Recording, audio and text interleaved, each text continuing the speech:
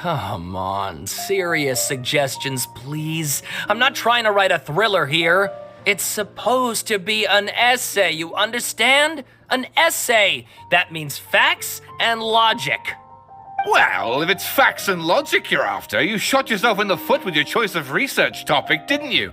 The Tatara Suna mystery. When so much remains unexplained, there's little to be objective about. Unless, of course, you restrict yourself to textual criticism.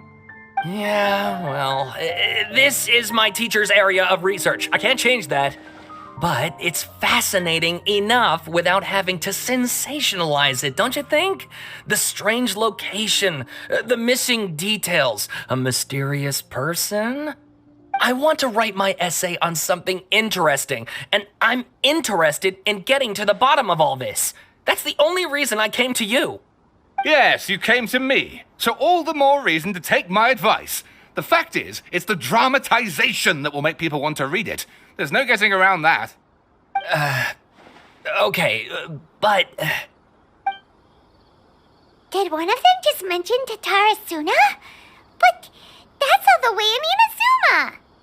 Is it just Paimon, or is it kinda unusual for someone in Sumeru to want to write a paper about that? Everyone here is just going about their business. Maybe it really is just Paimon. Guess people here are free to research pretty much anything. Great! Let's go find out what this Tatara Suna mystery is all about.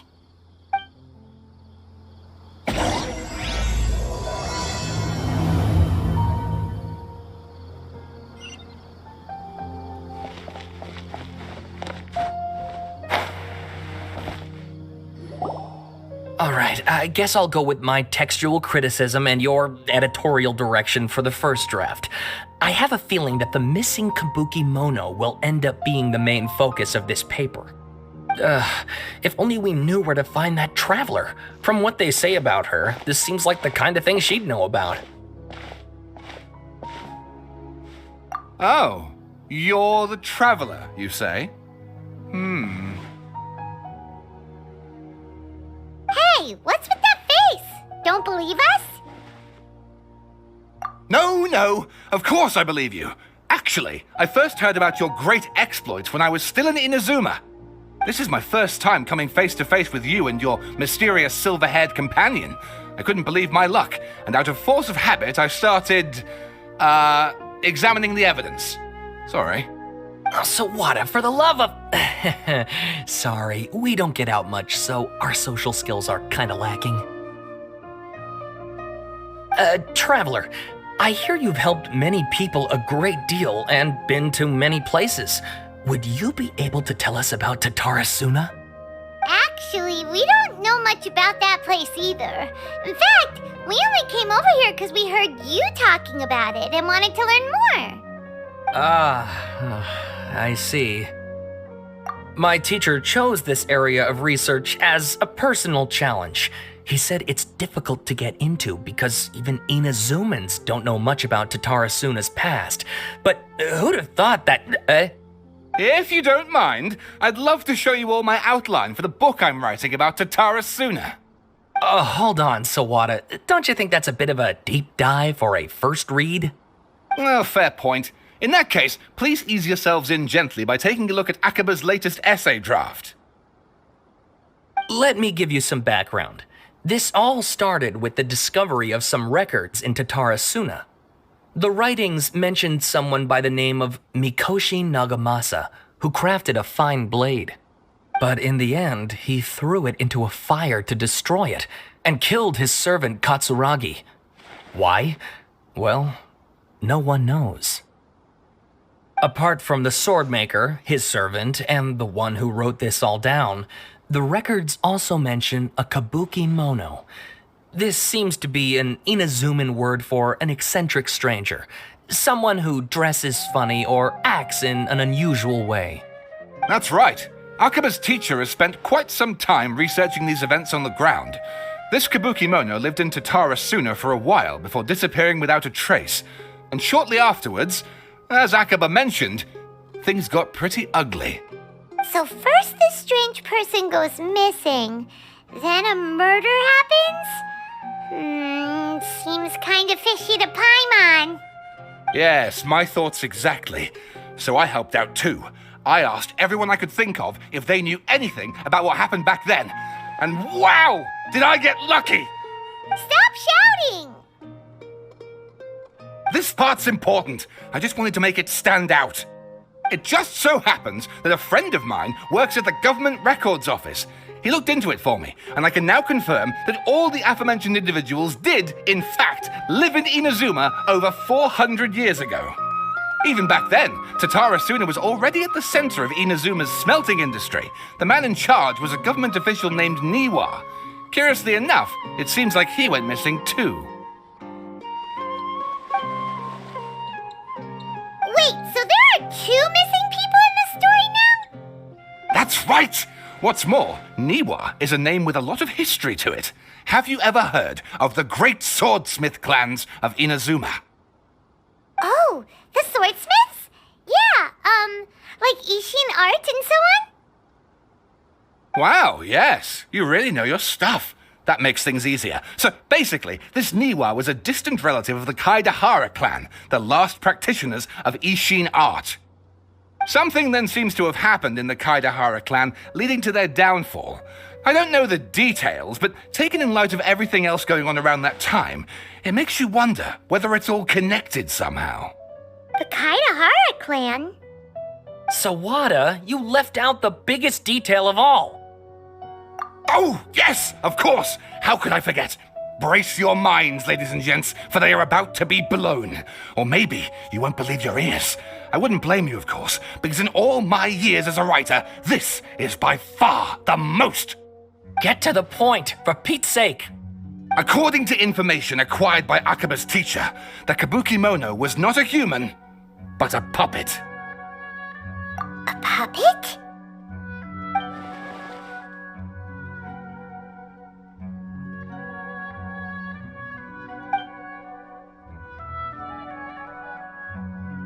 Aha! Judging by the looks on your faces, you do know something after all.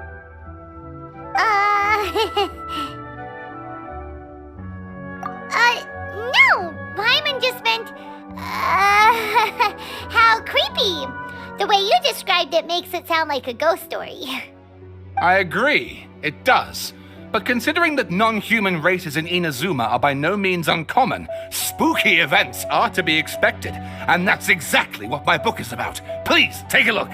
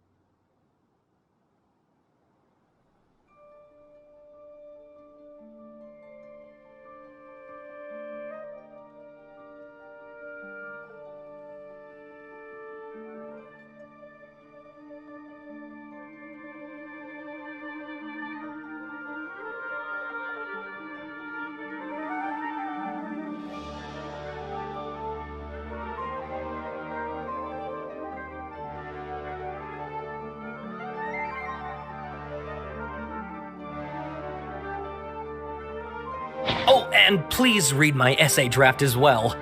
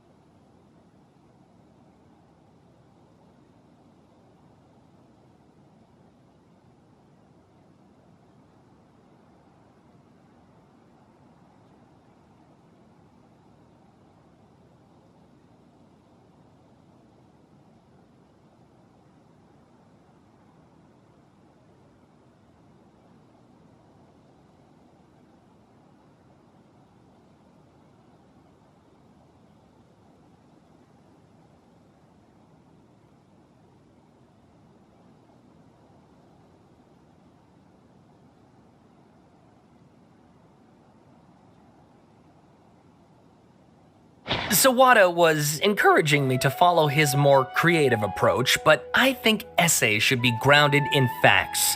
I don't think explaining everything away with mysterious forces will cut it. Oh, how about if I plug the holes in Sawada's narrative with political intrigue? Like, I could put a turf war between rival factions at the center of the whole series of events. Wait, you're allowed to just make stuff up? Pretty sure you've gone from essay to guessay there. Akaba, look. Your teacher has researched this extensively. I've reached out to everyone I could think of. Whatever information we have now is all that there is to know. This is as much detail as you're ever going to get.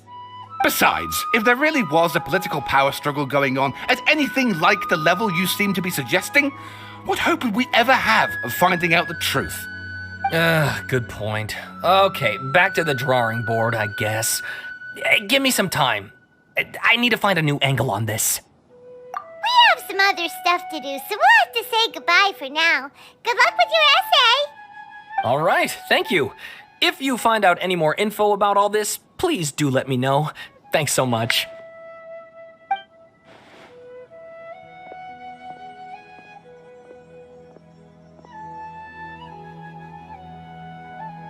Hey, so that thing they were talking about, it has to do with the balladeer, doesn't it?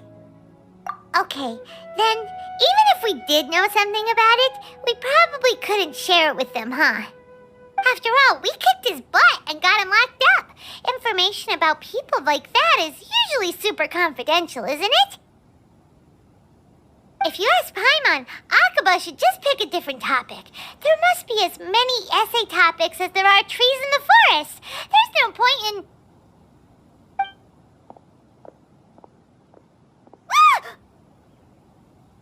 Hey, did you see that? He literally just went by, over there. It looked like... the balladeer! No, it can't have been. He got locked up. Oh, quick, let's catch up and see.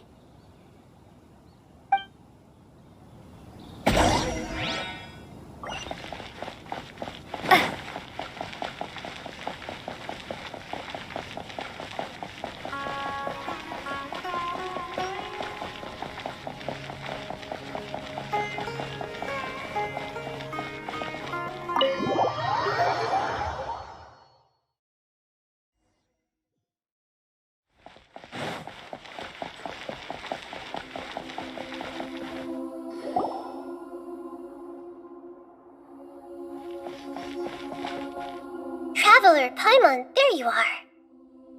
Nahida! Bad news. We just saw the balladeer strolling around in public. Did he escape or... Ah! It's him! Sure enough. You're here. Hey! What are you doing in the sanctuary of Surasthana? Aren't you supposed to be locked up? I know you must have a lot of questions. Please, allow me to explain. It was my idea to set the balladeer free. We made a deal, and he's gonna do some investigation in Irminsul for me. A deal? Huh. You sure you trust this guy? What did you expect? Why do you think Sumeru would keep me around otherwise? Or maybe killing me is all you can think about. But if that's the case, why haven't you done it already? Don't flatter yourself. It was... Nahida said there's still some mysteries in you to figure out. Ah, so if it were up to you, you'd finish the job? Guess I had you all wrong. There I was thinking you were just getting cold feet. Well, that escalated quickly. Not a good start. Could I ask you all to please calm down? But Paimon's worried about you, Nahida. Don't let him trick you. It's not every day you see people questioning the God of Wisdom's judgment. Just when you think you've seen it all. Don't you dare try to drive a wedge between us! As long as the terms are reasonable, I don't think there's a problem in making a deal. Even with the balladeer.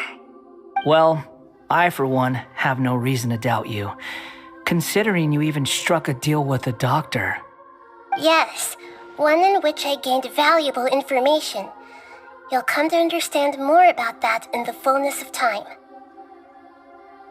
The Baladier's power was all but completely spent after your battle.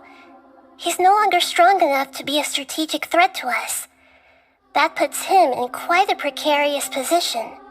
Plus, he's a former Harbinger with knowledge of many of the Fatui's sensitive secrets. Being stuck here in Sumeru could make him a sitting duck, depending on how the Fatui plan to respond. Wait a second. Former? You mean he's not a Harbinger anymore? I take no pleasure in saying this, but it seems as if the doctor had no intention of welcoming back a loser, so... Sometimes it's you using them, other times it's them using you. Most human relationships are this way. Certainly all the stable ones are. That's how it was between me and the Fatui, and also between each of the Harbingers. So as long as you have some value to offer, nobody will ever abandon you. But after recent events, even I have to admit that I'm not worth quite what I used to be.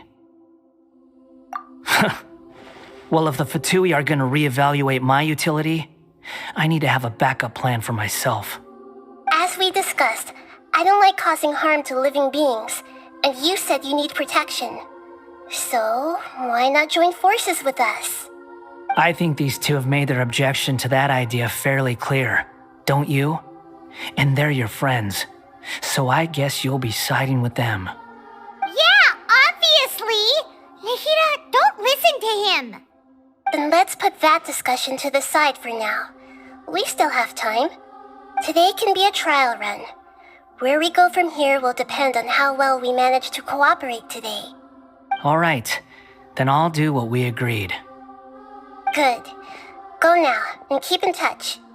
Nihira, are you serious about this? Yes. I have my reasons for this decision. In fact, I'm largely doing it for your benefit. Yes. As I told you once before, there's information about your twin in Irminsul. Oh, yeah. Actually, that's the whole reason we came to see you today. So, you have an update on that? Mm-hmm. You may remember me mentioning that the Fatui had not included your twin's details in the Descender category. This is an extremely important point.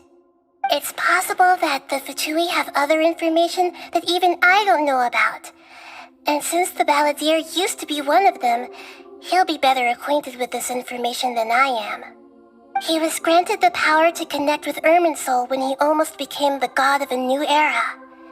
Even though he no longer has the Gnosis, some traces of its power remain in him. He can still connect. The amount of information in Irminsul is vast beyond description. Sifting through all of it without knowing what to look for would take too long, even for me. So I asked the Baladier to search in Irminsul for any information about the Descenders. He's more familiar with this kind of information, and should be able to find it more quickly. Exactly! Or what if... Paimon just doesn't trust him! He's treated us as enemies every time we've run into him! I understand. But sometimes, everything is dictated by which side you're on. How things will go in the future depends on what information he brings back. And Traveler, I know what your heart desires most of all. Our minds have connected several times before. There is a corner of your heart reserved for an intense longing. A feeling of being all alone in the dark, searching for the one candle whose light still burns. As Sumeru's deity, it is my responsibility to be on guard against the Baladier. But as someone who counts you as a friend, I want to do something for you. If this deal with the Baladier can give you the answers you've been longing to find, then it's worth it. It's my pleasure, really. You're Sumeru's hero. You've more than earned it. Paimon's still worried about this idea. Is there anything we can do to help? I was going to contact you about that, but then you suddenly showed up on your own accord. It seems like we have a telepathic connection. In fact, I I was going to ask you to supervise the balladeer on my behalf while he carries out the task I assigned. Even though he only has a fraction of his full power left, that's still a fraction of a former Harbinger. If you could accompany him, it would put my mind at ease. Of course, I'll be there to help guide you through Irminsul from the outside. Great, thank you. Prepare yourselves. I'm going to transport you into Irminsul.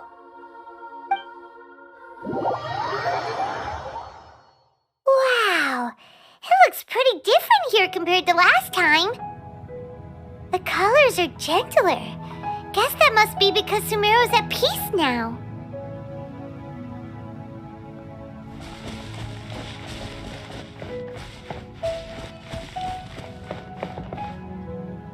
Look at that. Hot on my heels. You know, you didn't have to cut your catch-up short just to keep me company. Oh, but I guess you panicked when you realized that I might enter Irminsul ahead of you. Shut your beak, jailbird! No way a prisoner gets to be so smug! I understand that prisoners have to put up with harassment from the guards, but right now, I'm on temporary release, so maybe you should think about backing off a little. Sounds like a successful rendezvous. I need to be quite clear about something. In a few moments, you'll be entering into the innermost region of Irminsul. It is an environment like no other, and the most important place in all of Sumeru. Unlike anywhere else, Irminsul's inner region consists exclusively of torrents of information. You must put aside your differences and be extremely careful as you navigate your way through. I know there are many grievances between you on both sides, but it is essential that you remain calm after entry. This is as much for your own safety as anything else. Fine, let's call it truce, but only until this mission's over. Let's cut each other a little slack, shall we? We are going to be traveling together after all. Per my agreement with Lesser Lord Kusanali, I'll be at the front. It's my job to lead the way and get rid of any obstacles in our path. All you have to do is keep your pretty eyes open and try not to fall behind. You sure are confident. Paimon will give you that. You make it sound like you're even more experienced at adventuring than us. If there are no further objections, I suggest we get going. Or did you need some time to mentally prepare yourselves? Ew! Ugh, the snark on this guy, it's unbearable. We can start now. Irminsul access granted. Initiating connection procedure. Is this a small sapling? Oh, darn it! Come on, let's catch up with him.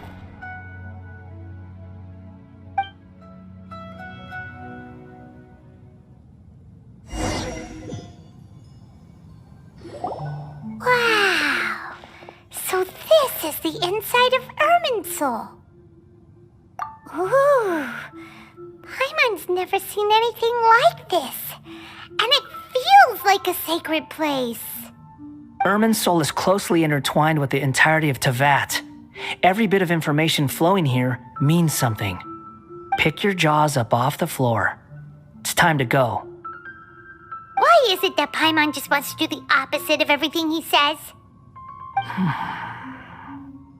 Lesser Lord Kusanali, we will now proceed to the heart of Irminsul. Can you still sense where the heart of Irminsul is? Yes. Permission to begin searching for information there? Permission granted. Go ahead. Let's go. Stay close. Don't go running off. Hey, so, say we did go running off in here. What would happen? What are you smirking at? I was just imagining the look on your travel companion's face if you went and got lost. Anything's possible in here. You can't rule anything out. So if you want to stay safe, your best option is to stick close to me.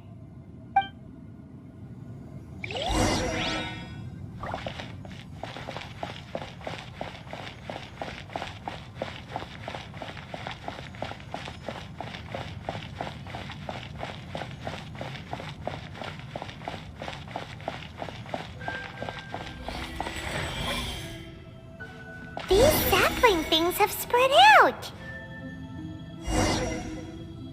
Those are all packets of information from inside Irminsul. Be careful not to touch them.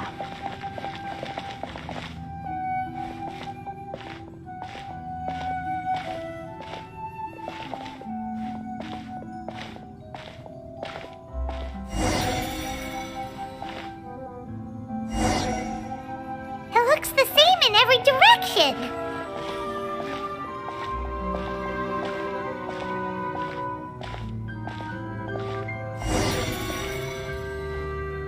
No wonder he mentioned about getting lost. Huh.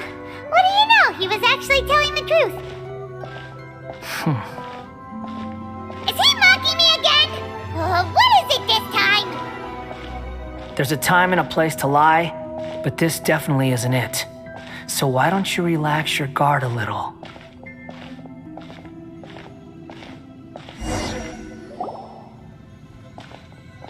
We're here. What a huge tree! Lesser Lord Kusanali. Good, you made it. Are you ready? Ready when you are. Then please begin. Preparing to access cognitive currents. Establishing waypoint.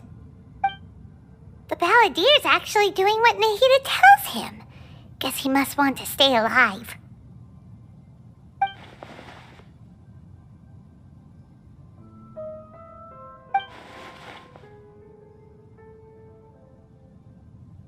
The rest is up to you.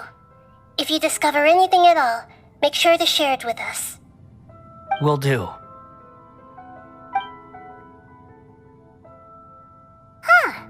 For once, we're the ones with nothing to do. Traveler, Paimon, would you like to talk? Yes, I've also invited Paimon to join. Huh? What the? We can talk to each other inside our heads?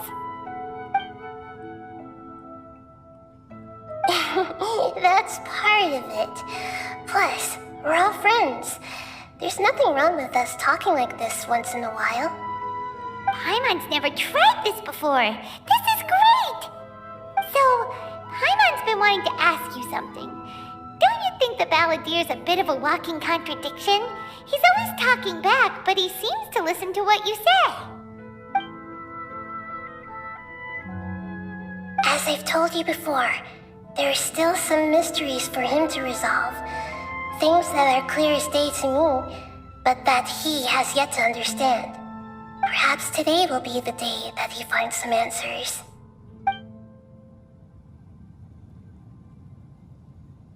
Well done. Smart and attentive as always.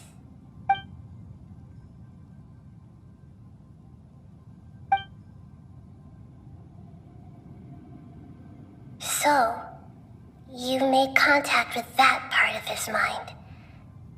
Well, it's true. Betrayal turned the Balladeer into the person he is today. Huh. Paimon thought nothing could get under that guy's skin. Turns out, he can get hurt and angry just like anyone else. Everyone has a history, Paimon. Even if you're a puppet created by the Electro Archon. Speaking of puppets, we ran into two people at the Academia today talking about an essay. Turns out their topic was about the Tatarasuna incident. Nahida, do you know anything about that? If you mean the mysterious events, the Kabuki Mono and so on, yes. I know about all of that. Really? Because from what they were saying, it sounded like lots of Tatarasuna's history is still unexplained. And most of the information we have now is just from people filling the gaps with their imagination. At least that's what they thought.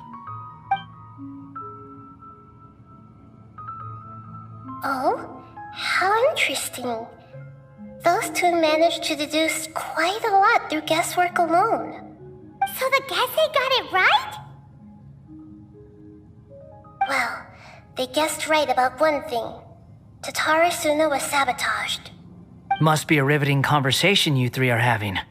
Funny how all the good ones happen when I'm not involved. What makes you think we're talking to each other? Don't insult me. You're having a private conversation without me. Obviously, I must be the topic of said conversation. Of course you do. You can't have your prisoner knowing too much. So, have you found anything yet? Still looking. Don't get your hopes up, though.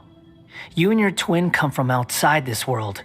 It wouldn't surprise me if there was nothing on either of you in Irminsul at all. Wait, how did you know about that? Did Nahida tell you? It's not like we've never met before. And anyway, you're world famous. It'd be more surprising if I didn't know a few things about you. Right now, we have to keep the peace. I'm not interested in creating more misery for myself. And making cordial conversation is something I can manage. Huh? Wait.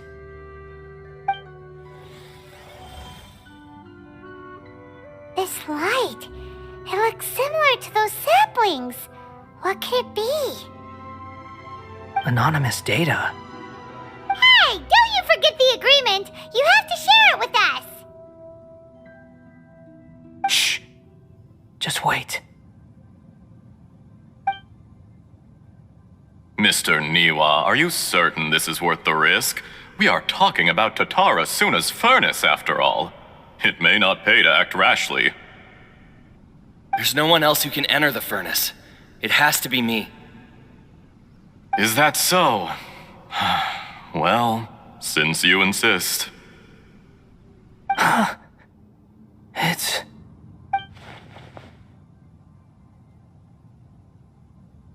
Whoa!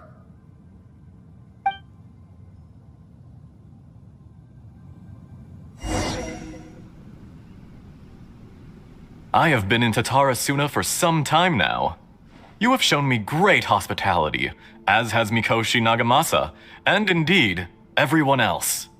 Under your leadership, Tatara Suna is a warm, welcoming place, like a giant village. People are gainfully employed, their lives have purpose.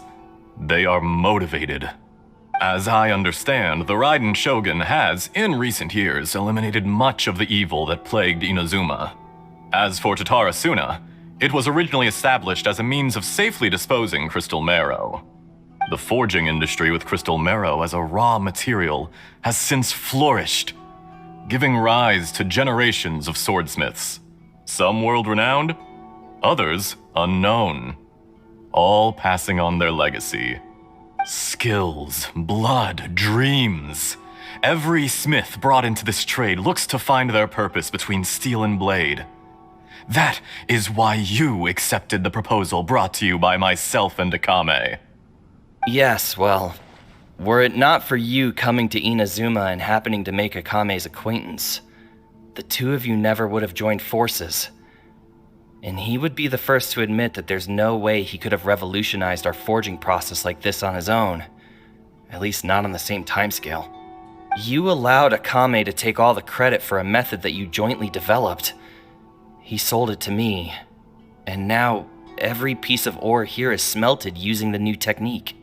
Even now, you remain one of Tatara Suna's key consultants, working right here alongside us. I believe it is you, sir, who are truly responsible for the changes in our manufacturing and forging methods. You flatter me. From the outset, I saw much that was commendable in the forging industry of Inazuma, and it has been my great honor to befriend you all. So you say, Escher. But is this really the truth? My good sir, what do you mean? I tried to resist thinking it was all connected, because I didn't want to speculate, and I didn't want to believe that things could turn out this way. What have we gained from adopting your new technology? Ominous black smoke? Mounting production problems? Worker fatigue and casualties are up and continuing to rise at an alarming rate. And recently, as you well know, someone died because of that strange filth inside the furnace. We've kept the truth from spreading outside, but still, I suspect you understand it better than I do. None of the people who went out to get help have come back. Now, our mutual friend, the Kabuki Mono, is taking the Golden Feather to Narukami Island to seek an audience with Shogun. This is our last hope. But that doesn't faze you, does it, Escher? Nothing does.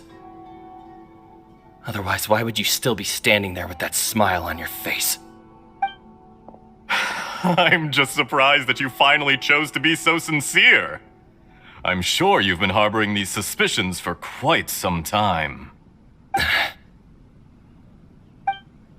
Mikoshi Nagamasa may have noticed that there was one common denominator among all these events. Namely you, Escher. But Mr. Mikoshi is more cautious than I. He does things by the book. After all, Nagamasa is the adopted son of Mikoshi Torichio, the yokai struck down by the Shogun's own hand. If he truly seeks to redeem his family's honor, an abundance of caution is well advised. You're well informed on the subtleties of his situation for a mechanic all the way from Fontaine. Are you sure you're not a little overqualified? Why, Mr. Niwa, are you suggesting I find a job as a diplomat? Sadly, I am so very attached to my craft. Enough, Escher. I'm here because an evil force is raging inside the furnace. And someone needs to take your new device inside the high-risk zone so we can absorb it and put an end to the problem. I'm in charge here. And I'm about to take some responsibility and head inside. Probably to my death. But what about you? What are you still doing here? Judging from the look in your eyes, you don't seem to trust me. Drop the act! We're past that now.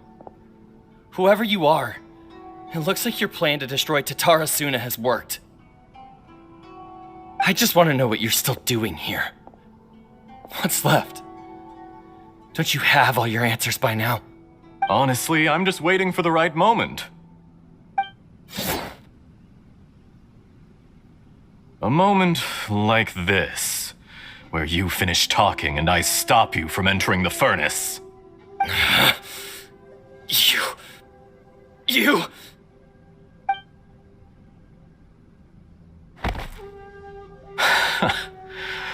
You're a little smarter than I initially gave you credit for.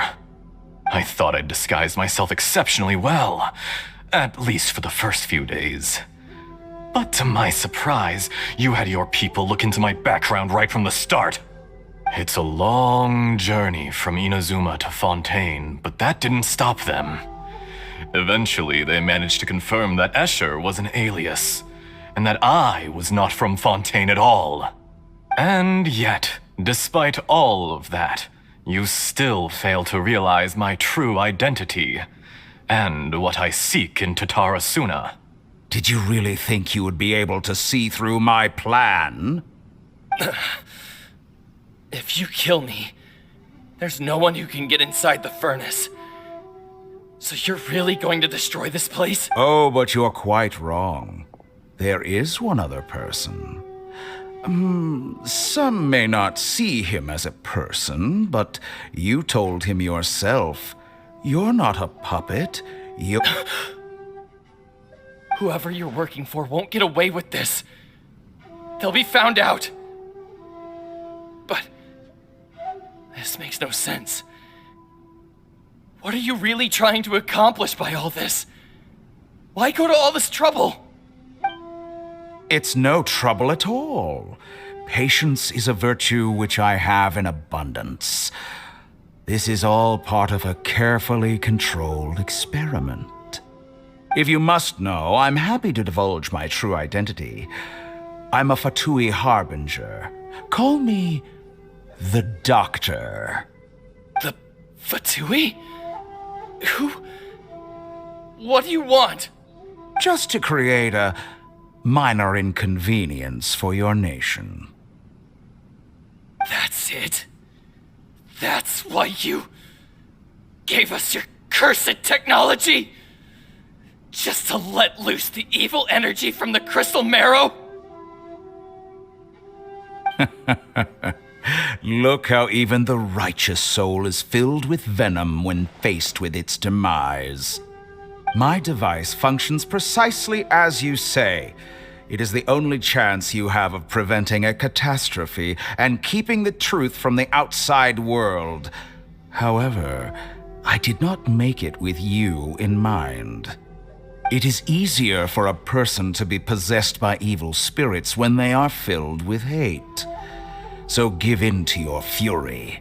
I want to see what happens when a malevolent heart is placed into an unsuspecting puppet.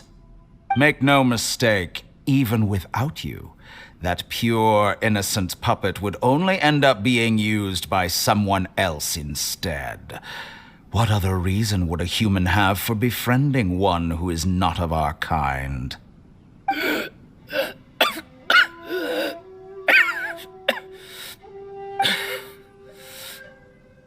If you give him my heart, tell him that both Nagamasa and I see him as one of us. He has nothing to prove to anyone. Because not everyone just wants to use other people. The only ones who think like that are people like you. What a beautiful way to see the world. It almost makes me feel a little guilty. Then out of respect for you, I shall redefine myself. Think of me as a monster or a demon, if you wish. At least this way your death is not a consequence of your own folly turning you into an easy target. You simply lost to something more powerful than you could ever hope to defeat. I say, Mr. Niwa, let's see what happens. Will your puppet friend become a human? No, that will prove quite impossible. Mr. Niwa? Already dead. What a pity. Jester, I have completed the task you gave me, creating a gap and infiltrating Inazuma's inner workings. What fun it was. I'd like to introduce a puppet to you. If he proves useful, let's make him our newest comrade. And if not, let's turn him to dust.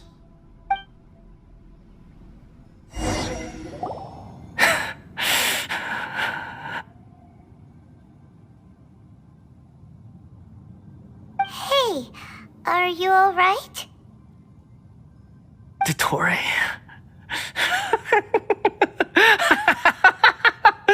Dottore!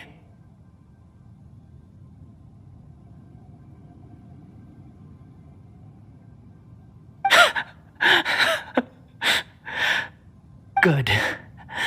Good. Was that the doctor? Did he turn into a mechanic from Fontaine?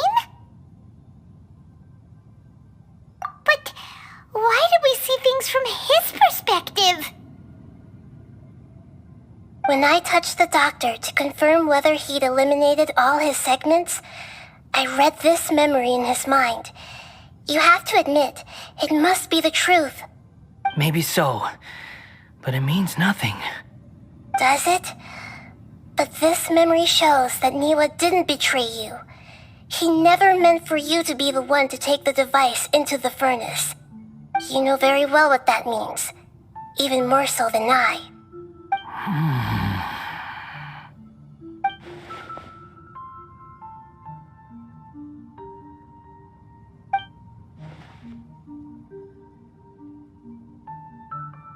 Let's give him some space. He looks really mad. Paimon doesn't want to be anywhere near him right now. We need to give him some time to process his emotions.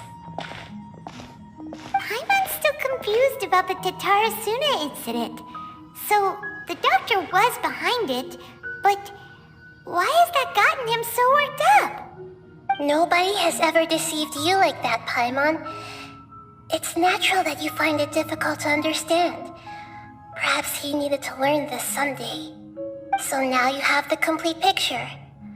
Katsuragi took the kabuki mono to live with the people of Tatarasuna. Later, the doctor showed up, disguised as a mechanic from Fontaine. And that's when the trouble began. It was all a horrific experiment planned by the doctor. Everything he did was just to plant seeds of disaster in Inazuma that would bear fruit in the future. Of all the unwitting participants in the doctor's experiment, the balladeer became the main test subject. After the events you just saw in that memory, the doctor put Niwa's heart into the device and handed it to the balladeer.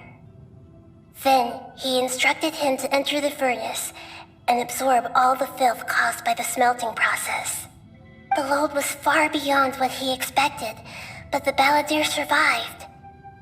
He left the furnace in sheer exhaustion and said to the mechanic, "This device seems to have protected me. What's in it?" The mechanic answered, "Niwa fled this place for fear of punishment, but he left you a gift. He said it's the one thing that you've been looking for." He took it straight from the chest of one of his innocent servants. The mechanic removed the withered heart from the device as he spoke.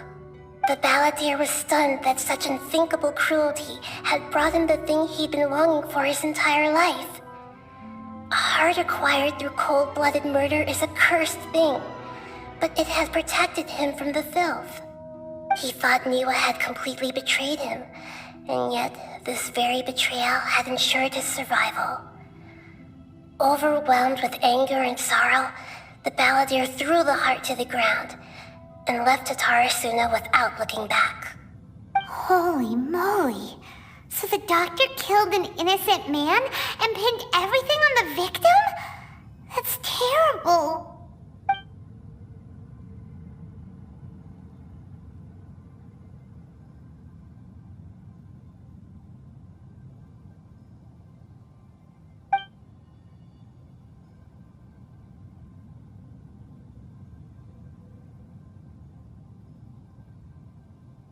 Yes.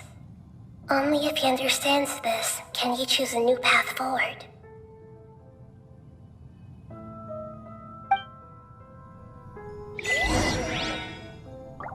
Tori, you brazen-faced... Niwa didn't run from justice. You killed him.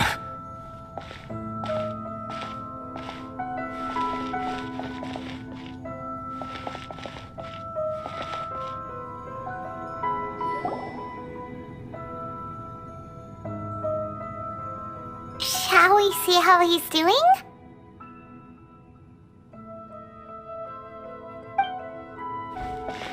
Hey, you alright? That's a scary expression. Are you worried about me? If we didn't have such a history, I'd almost think that qualifies me to be your friend. It won't. I'll keep my end of the deal. Hey,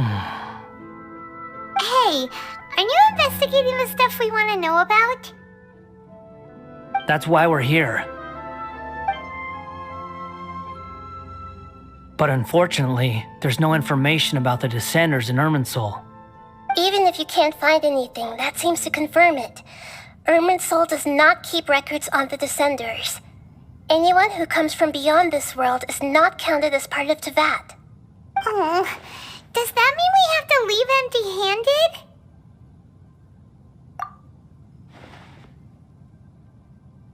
Don't thank me just yet. You look really upset. Well, since Irminsul was a dead end, I guess I can share some other info that might interest you. Huh? About what? The reason why there are records about your brother in Irminsul. It might have something to do with Conria. Apparently, Conria was his first destination when he arrived in this world. Plus, he only came to this world because the heavens responded to the summoning. The heavens responded? The Jester told me this himself. You can take his word on this. He was a royal mage in Conria, and lived with your brother for a time. I don't know the details. It's up to you whether you want to believe me. All I can say is, I wouldn't lie to you about this. Did you get all that, Lesser Lord Kusanali? Yes. Astonishing news. Does this info count towards my mission? It wasn't from Irminsul, but was it valuable? Very valuable. Good. In that case, I'll take some time for myself now. Huh? What have you done? Lesser Lord Kusanali was right. My power's all but completely spent. Even if I use all of the divine power left in me, I can't sustain this shield for very long. I shared a secret with you, and now you owe me. So in return, I'd like you to answer a question for me. Give me your hand.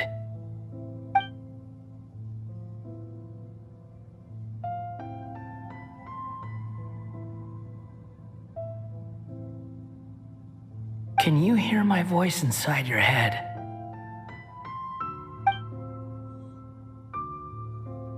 No, I can't do anything like that anymore. At most, all I can do is exchange a few words with you. So tell me, in this world, is it possible to change the past?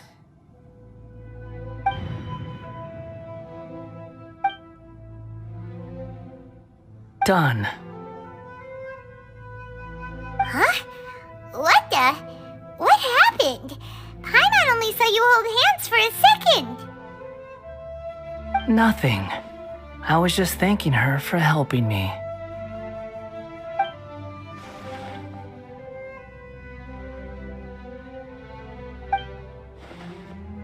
So long.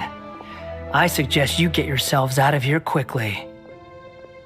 Where are you going? Hey, wait up! Didn't you say not to go running off? Fast reaction time. But I don't think we'll be seeing each other again. From this day forth, the names Balladeer and Kabukimono will cease to exist. Those who died in Tatarasuna because of me deserve another chance at life. Hey, Balladeer! Don't do anything stupid! You know, I never did like insects. Hordes of the puny things swarming together can be a real nuisance. And I enjoy nothing more than to stamp them out like the pests they are. But if a colony of harmless ants isn't threatening anyone, I guess they deserve to be left alone. Luckily, everything can be set right. It's time to solve this once and for all. Balladeer! Balladeer! Uh-oh, he disappeared. Come on, we gotta find him somehow.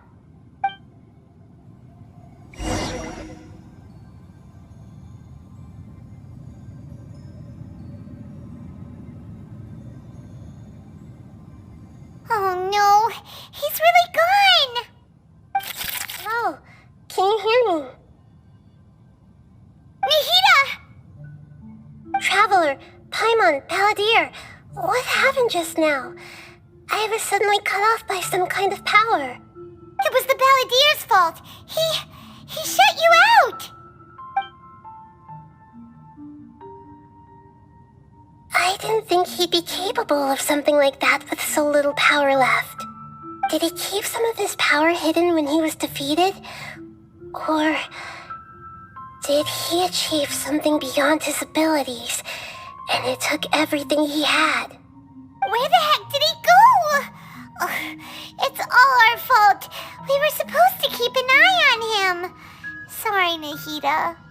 Don't be. It's not your fault.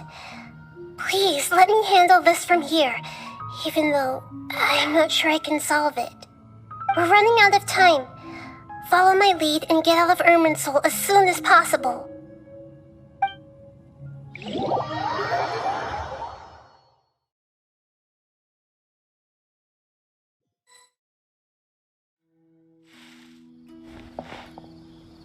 We're out! And we're at, an inn or something? This is an emergency. I'll have to ask you to stay here for now. Everything's arranged, and nobody will disturb you. I'm sorry, but this isn't something I need your help with. Leave this one to me. An emergency? How bad is it? Nahida, will you be okay? Don't worry. If my assessment is correct, though there may be some minor disturbances, it won't lead to a disaster. Please rest and recover your strength here until I say it's safe. Her voice has gone.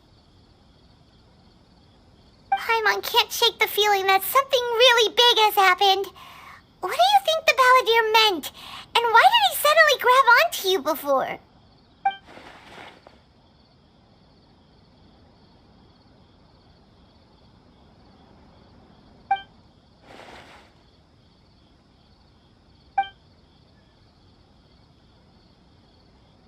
He wants to change the past?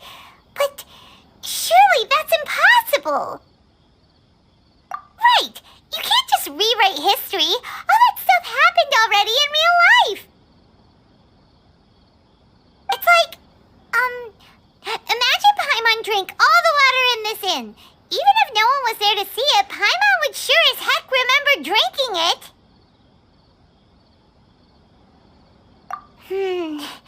So, why does Paimon still have a bad feeling about this? Paimon can't help but feel scared about what he might do. Oh, Paimon's so confused. Huh? Ah! Sorry, Paimon accidentally... It's the Balladeer's fault for causing Paimon all this mental stress. But erasing yourself from history? It's unthinkable. Is that really possible in Irminsul?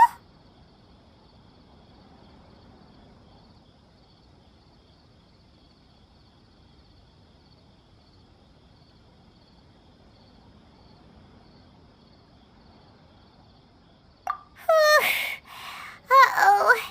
Paimon's head is overheating from trying to understand what he's up to. And it's still not working. Ugh! Paimon's had it with that little brat. He's been nothing but trouble ever since we met him. There's no way he'll actually succeed, right? Otherwise, won't everyone who's connected to him be affected too?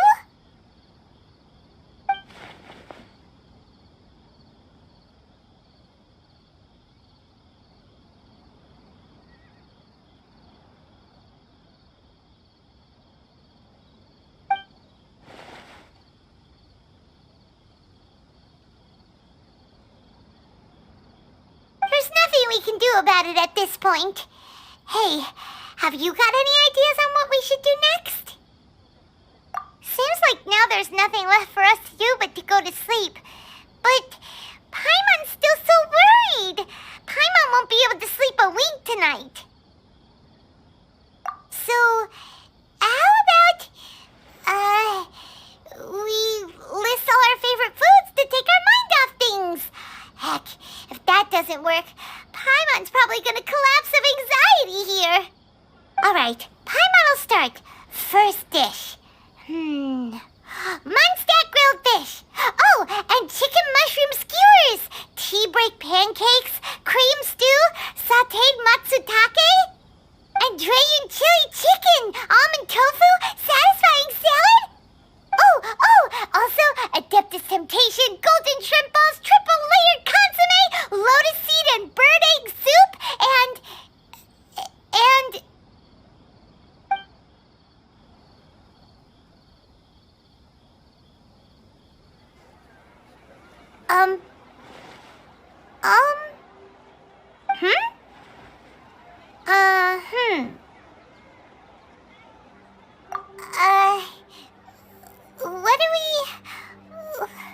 What was Paimon supposed to be doing just now?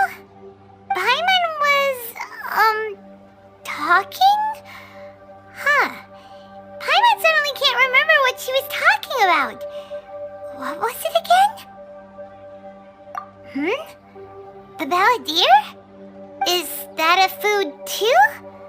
Huh. Weird name, though.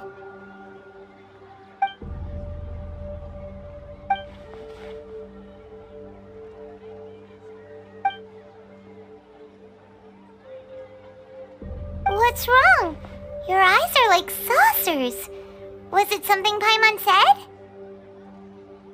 So, the Balladeer. Is that someone's name? 'Cause it sounds like a nickname or something.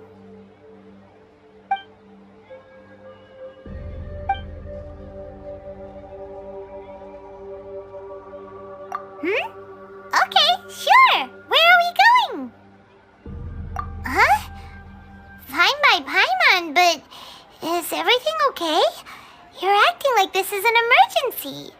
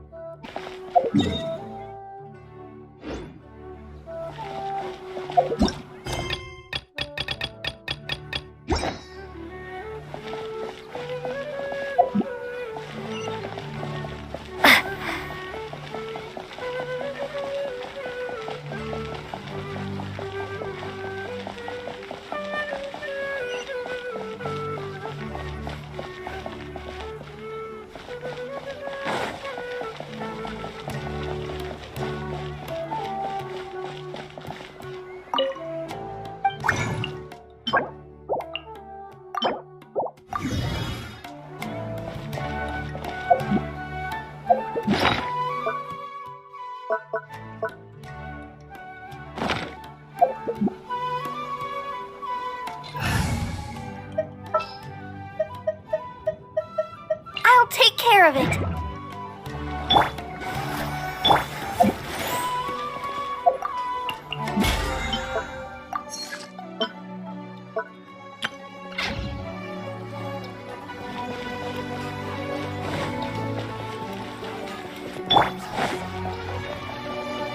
Ad Astra Abyssosk.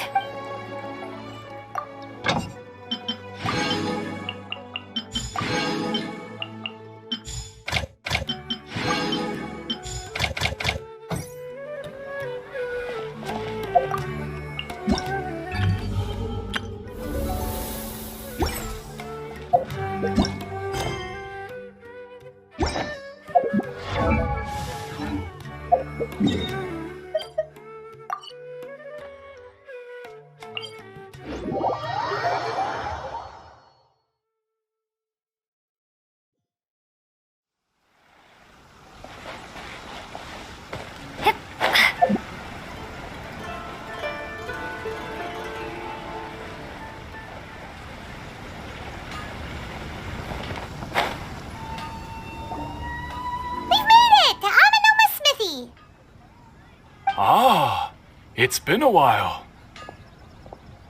Of course. Go ahead. Oh. Now there's a question I wasn't expecting. Very well. I'll tell you what I know once more. The once renowned Raiden Gokuden, comprised of 5 branches. Amenoma, Futsu, Ishin, Hyakume, and Senju. The art of forging practiced by these 5 clans was first taught to them personally by the almighty Shogun. Over time, the 5 branches diverged from one another as generations of bladesmiths honed and perfected their craft until they became 5 distinct traditions. Most of the great swordsmith clans of old have since fallen into decline, and for a long time, only the Amenoma branch kept its art alive. But fortunately, Kaede Harakazuha recently returned to Inazuma and took up the mantle of the Ishin art. Now, 2 clans remain of the original Gokuden 5. If my memory serves me right, you yourself were present when he forged the Ishin blade. Oh, yeah, we were! Paimon remembers that now. They learned a bit about the decline of the Raiden Gokuden then, too. It seems like such a shame. That, my friends, is a tragic tale indeed. In fact, this was not made known to me for most of my life. All these years, I knew of those great clans' demise, but never the cause. Only recently, when the question was on my mind, did I ask Kaedehara Kazuha about this. He told me that, as we are both heirs to a branch of the Raiden Gokunin, it was right that I should know the truth. There is no harm in telling you, but I must warn you. It is a dark and sorrowful tale. The Raiden Gokunin were the targets of a murderous rampage by a vengeful bladesmith. Vengeful? Why? 400 years ago, so I'm told, there was a catastrophic malfunction in Tatarasuna's furnace. One brave swordsmith heard the commotion and chose not to flee, but he rushed to the scene, hoping to prevent a disaster. Tatarasuna was home to a state-of-the-art forging and smelting operation in that day, and overseeing it was the armory officer. His surname was Niwa, though he had family ties to the Kaedehara clan. Knowing that they had just one chance to save countless lives, Mr. Niwa and the swordsmith leaped together into the furnace.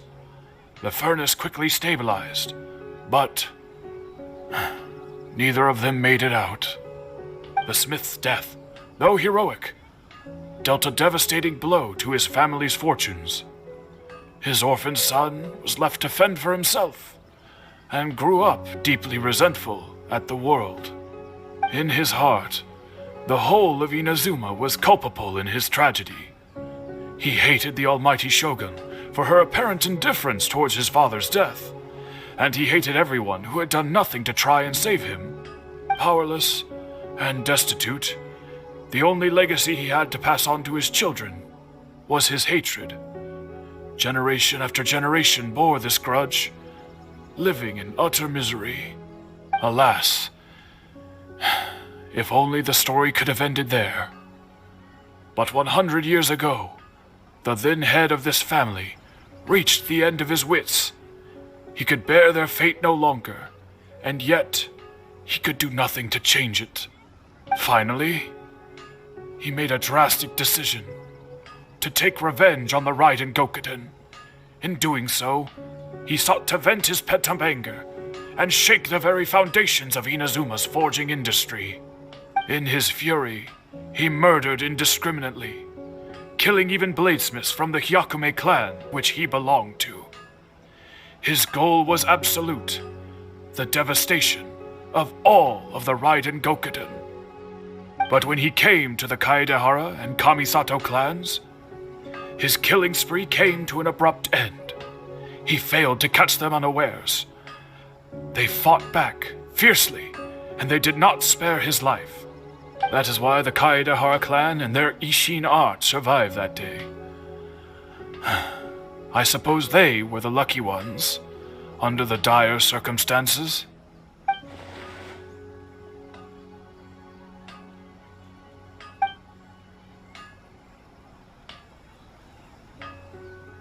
Was there anything else you wanted to ask? Kazuha? Why, yes. Just yesterday, in fact.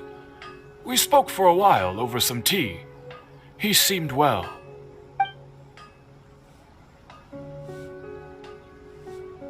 My pleasure. Don't tell Paimon. There are other places you want to visit too, right? Your expression says it all. You can't hide anything from Paimon. On to the next stop. Lead the way, traveler. Paimon will be right behind you.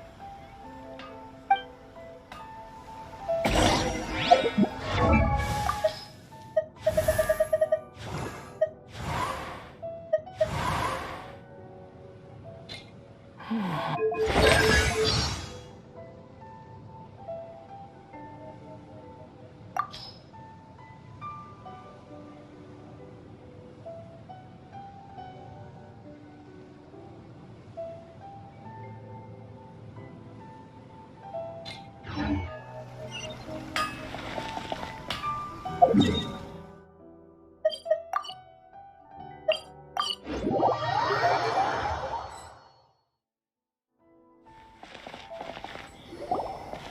here!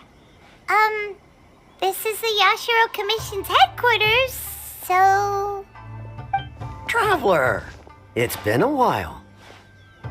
If you're looking for the Commissioner and Miss Kamisato, I'm afraid your timing is unfortunate. They're not here right now. Are they out on business? The Commissioner is out on business, and Miss Kamisato is standing in for some meetings in the Commissioner's place. If it's urgent, you're welcome to wait inside until they get back. What do you think? Shall we go in?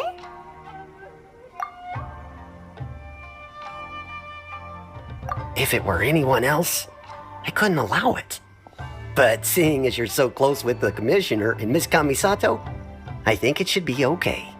We'll be heading in then. Thanks!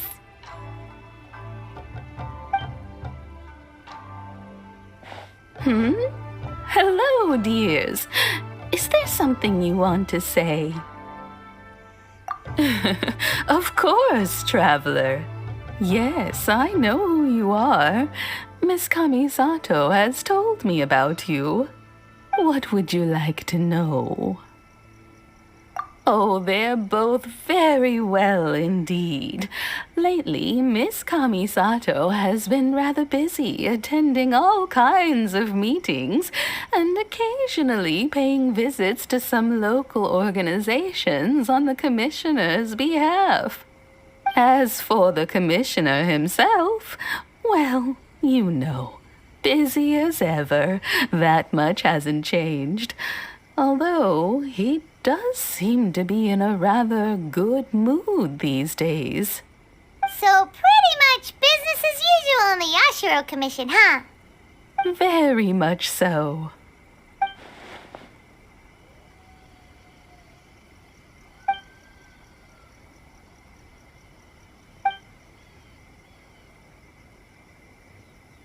Well, got any more questions? You're very welcome.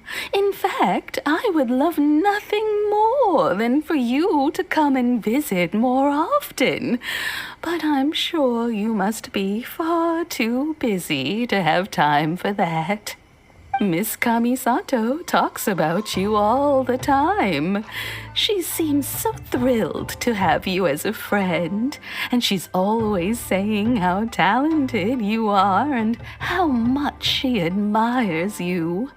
I must say, many things in Inazuma seem to have taken a turn for the better since you arrived here. So you're not just Miss Kamisato's knight in shining armor, you know. You're a hero to us all.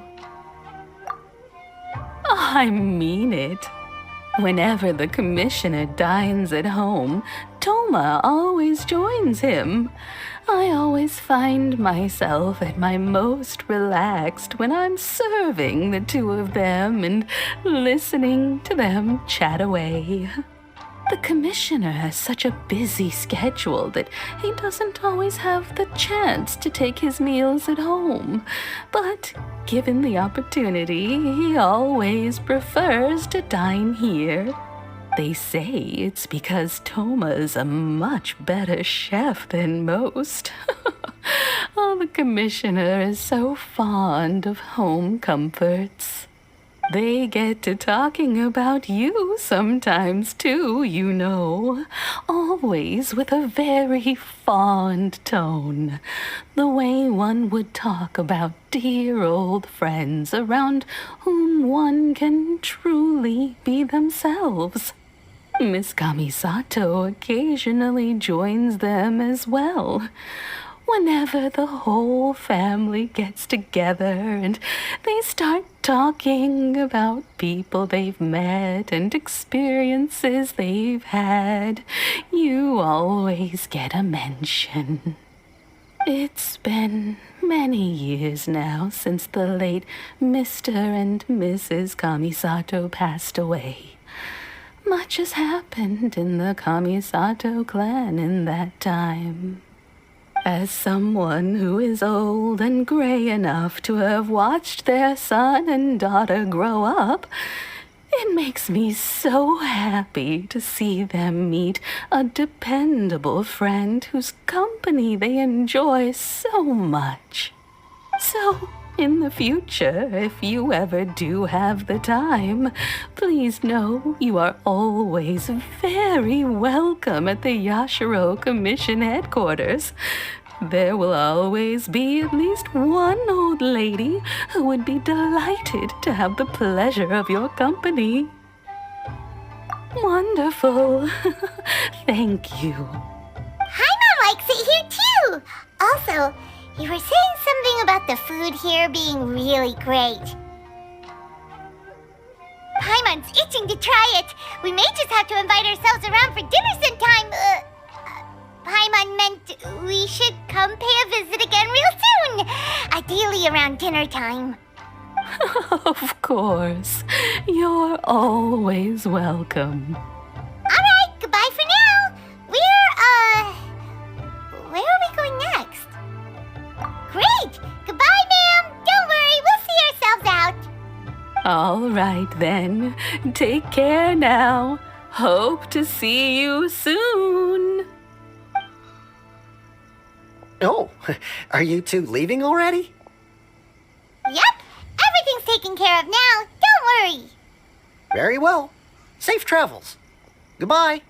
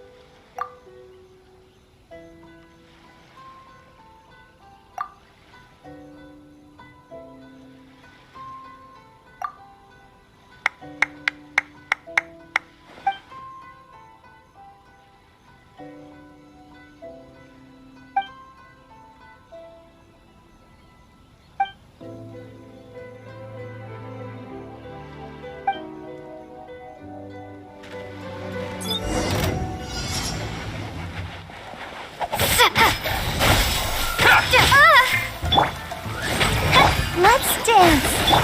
Look alive!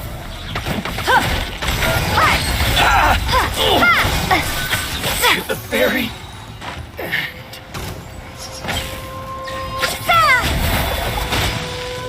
Propagate!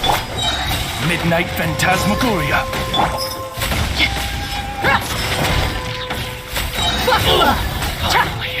Gloves off! To the very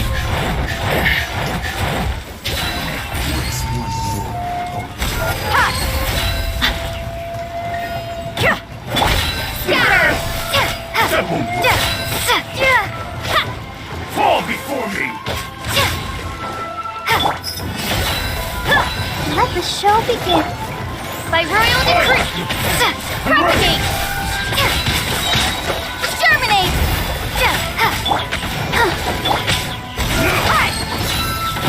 Cut down. Like this.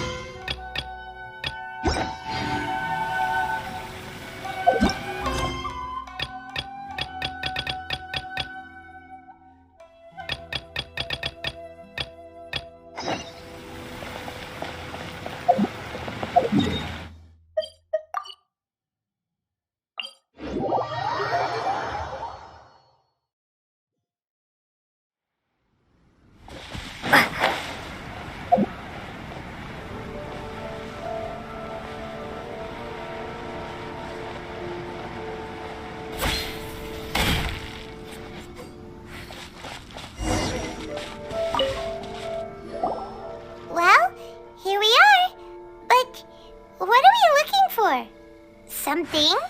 Or someone. Do my eyes deceive me, or is that the Traveler and Paimon? Xavier? What are you doing here? I was in the general area, and now I'm in this specific area. There, that's me. So what about you two? We have some questions and thought you might be able to help.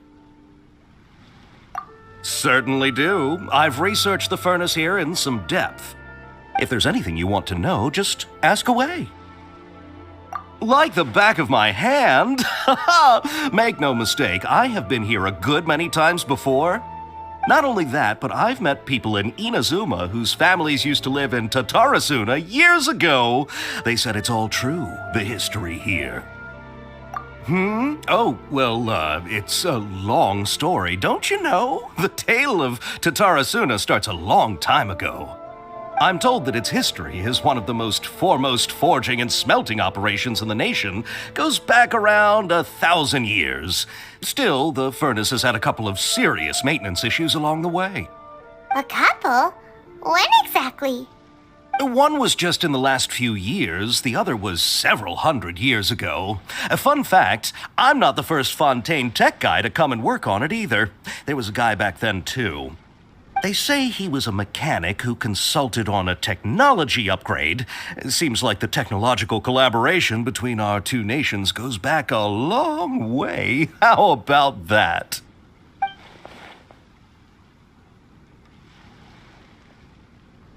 Hey, weren't you gonna ask Xavier something about Tatarasuna?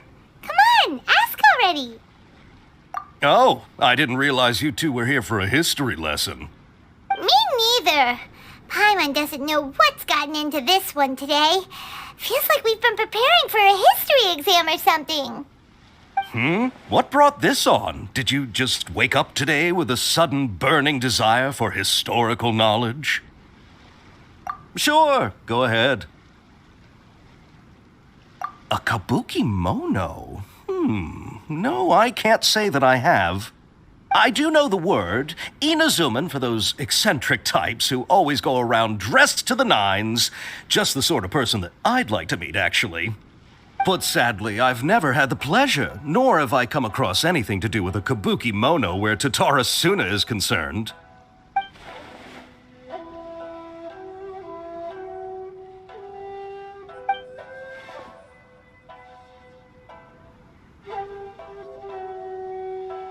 Of course! Don't mention it. Oh, we're leaving? Okay, bye, Xavier. Oh, you're most welcome. More than happy to help. Farewell. Looks like you got all the information you're looking for. Sure, but what's up with you today? Whatever it is, it seems like it's really troubling you. Keep your smile, Spinal Crocodile. No matter what happens, Paimon will always be there for you. Hey, don't mention it. Alright, let's head off and go meet Nahida.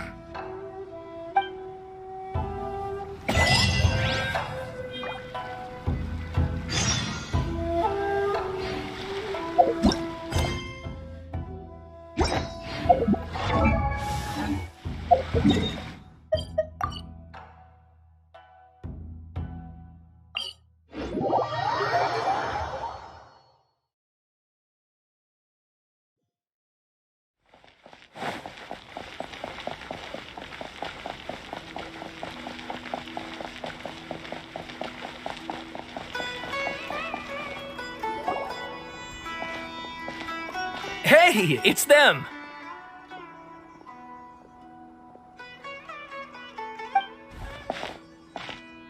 Akaba, Sawada, you're still here?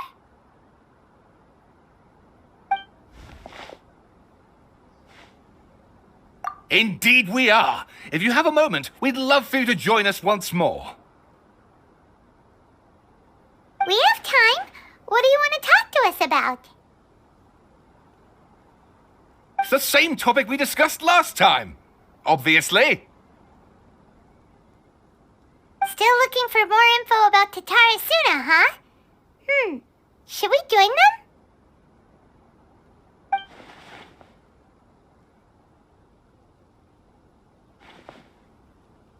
Unfortunately, we haven't made any real progress.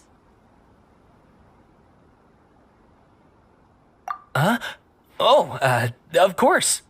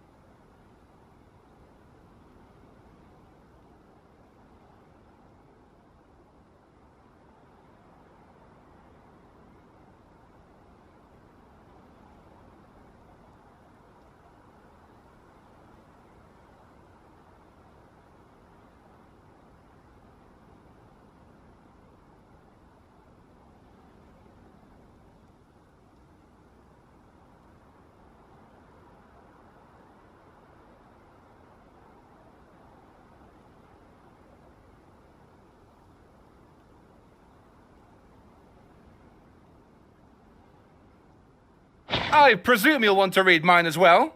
Here.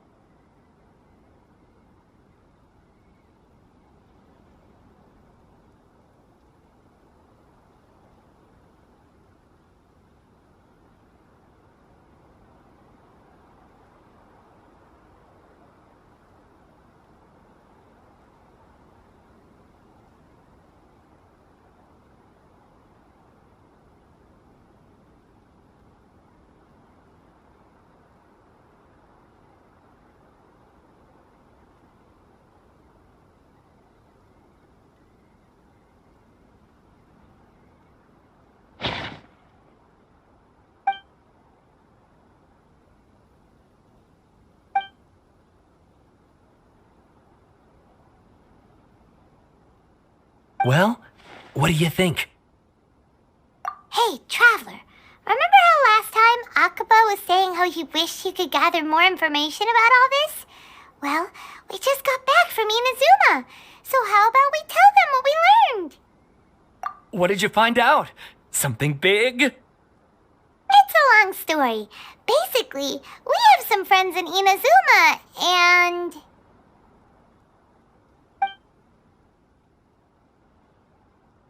Wow, so many new details.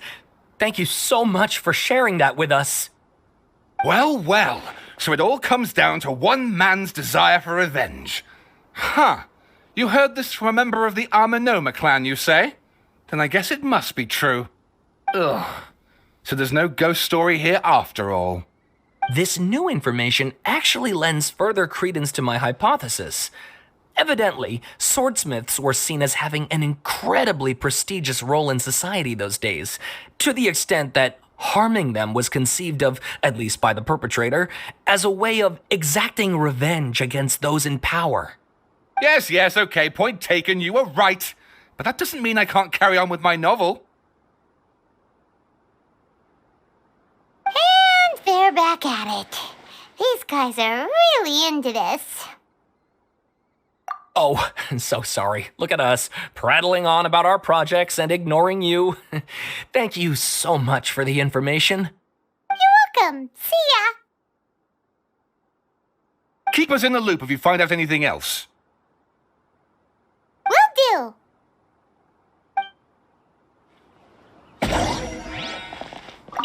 Great! I can finally move forward with my novel. But what a sad story.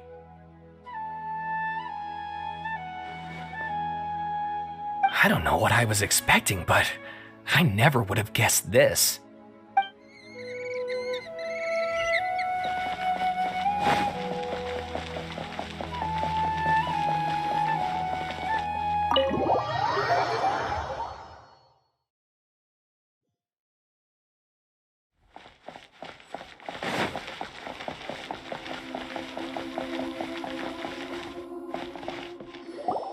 Nahida, we're here! Traveler, Paimon, how have you been? Ugh, where to start? Paimon hasn't had a moment's rest this whole time. That night, we ended up chatting and chatting until suddenly the sun was up. And then she decided she wanted to go to Inazuma. The Balladeer? It sounds like some kind of code name. You look troubled. Is there something you need to tell me?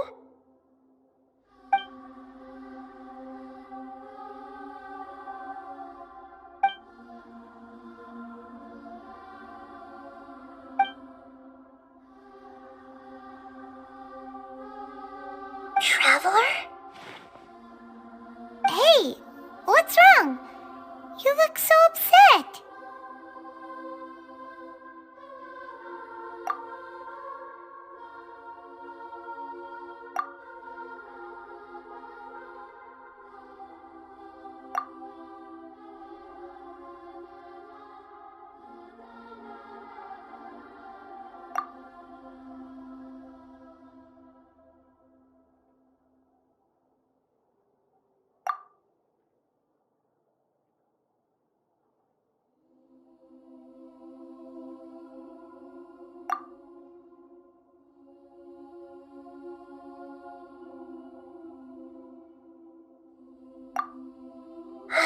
That's quite a story.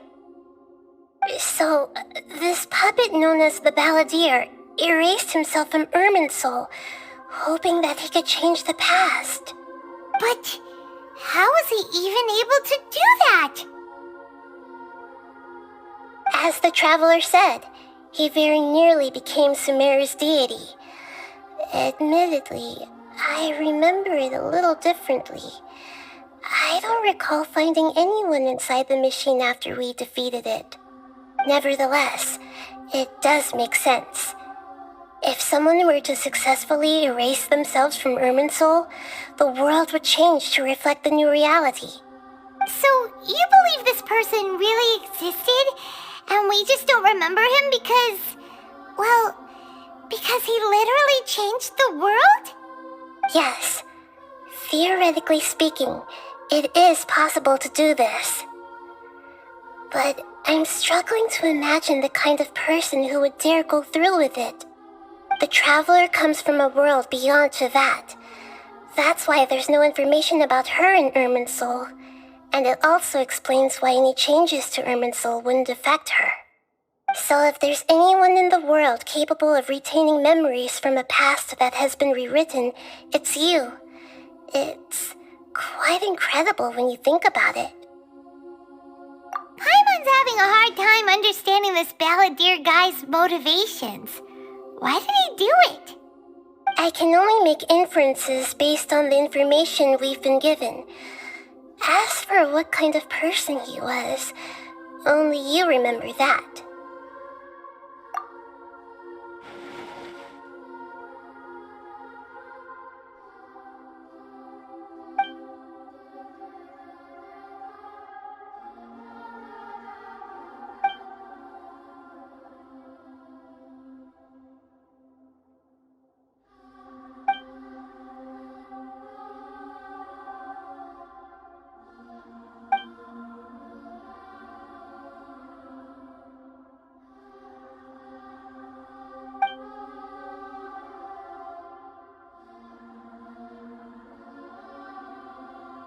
Something else worrying you? Something that you can't share? It couldn't change the fate of the ones who had died, right? Once the balladeer realized he hadn't been betrayed after all, it must have completely changed his view of the people of Tatarasuna. Now he saw them as friends again. He couldn't keep hating humans after that, and if he thought there was a chance he could save his old friends, it would be hard not to try. The story makes sense, every part of it. The balladeer tried to achieve godhood with the doctor's help. He was unsuccessful, but retained the power to connect with Irminsul. That power then enabled him to change what was recorded in Irminsul and erase himself, even though he didn't have much strength left. Yeah, it does make sense, but it still ended in tragedy for his friends. It just feels so hopeless. He gave everything to do this, but it seems like he got nothing in return.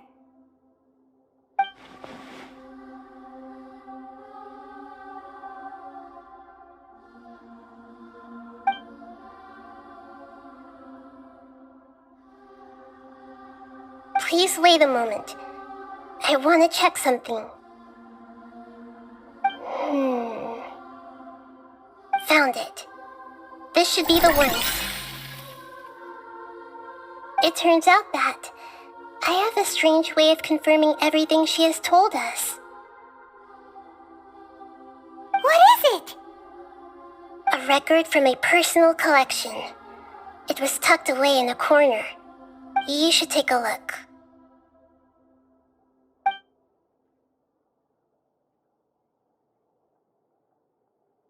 Is this a fairy tale? Who wrote it? I authored this record myself. Huh? You wrote a fairy tale that somehow has something to do with the balladeer? When combined with the traveler's narrative, it's clear that this story is an allegory. Everything in it is a symbol for something else. Hold on. So this record survived from the past? Yes. Any information about the balladeer or the kabuki mono in other records will have been changed. But I wrote this story in a way that means it was left intact. Changing the information in Irminsul changes to that. But Irminsul can't change information that was well hidden in advance. I guess I must have written this story as a backup before the balladeer entered Irminsul. That's incredible! What a great idea! And sending the traveler into Irminsul with the balladeer must have been a further precaution. I knew she'd remember everything. This story is abstract enough that it still resonates with the present information recorded in Irminsul. But if we connect all the different pieces together, the true story that emerges is the one she told us, the now erased life of the balladeer.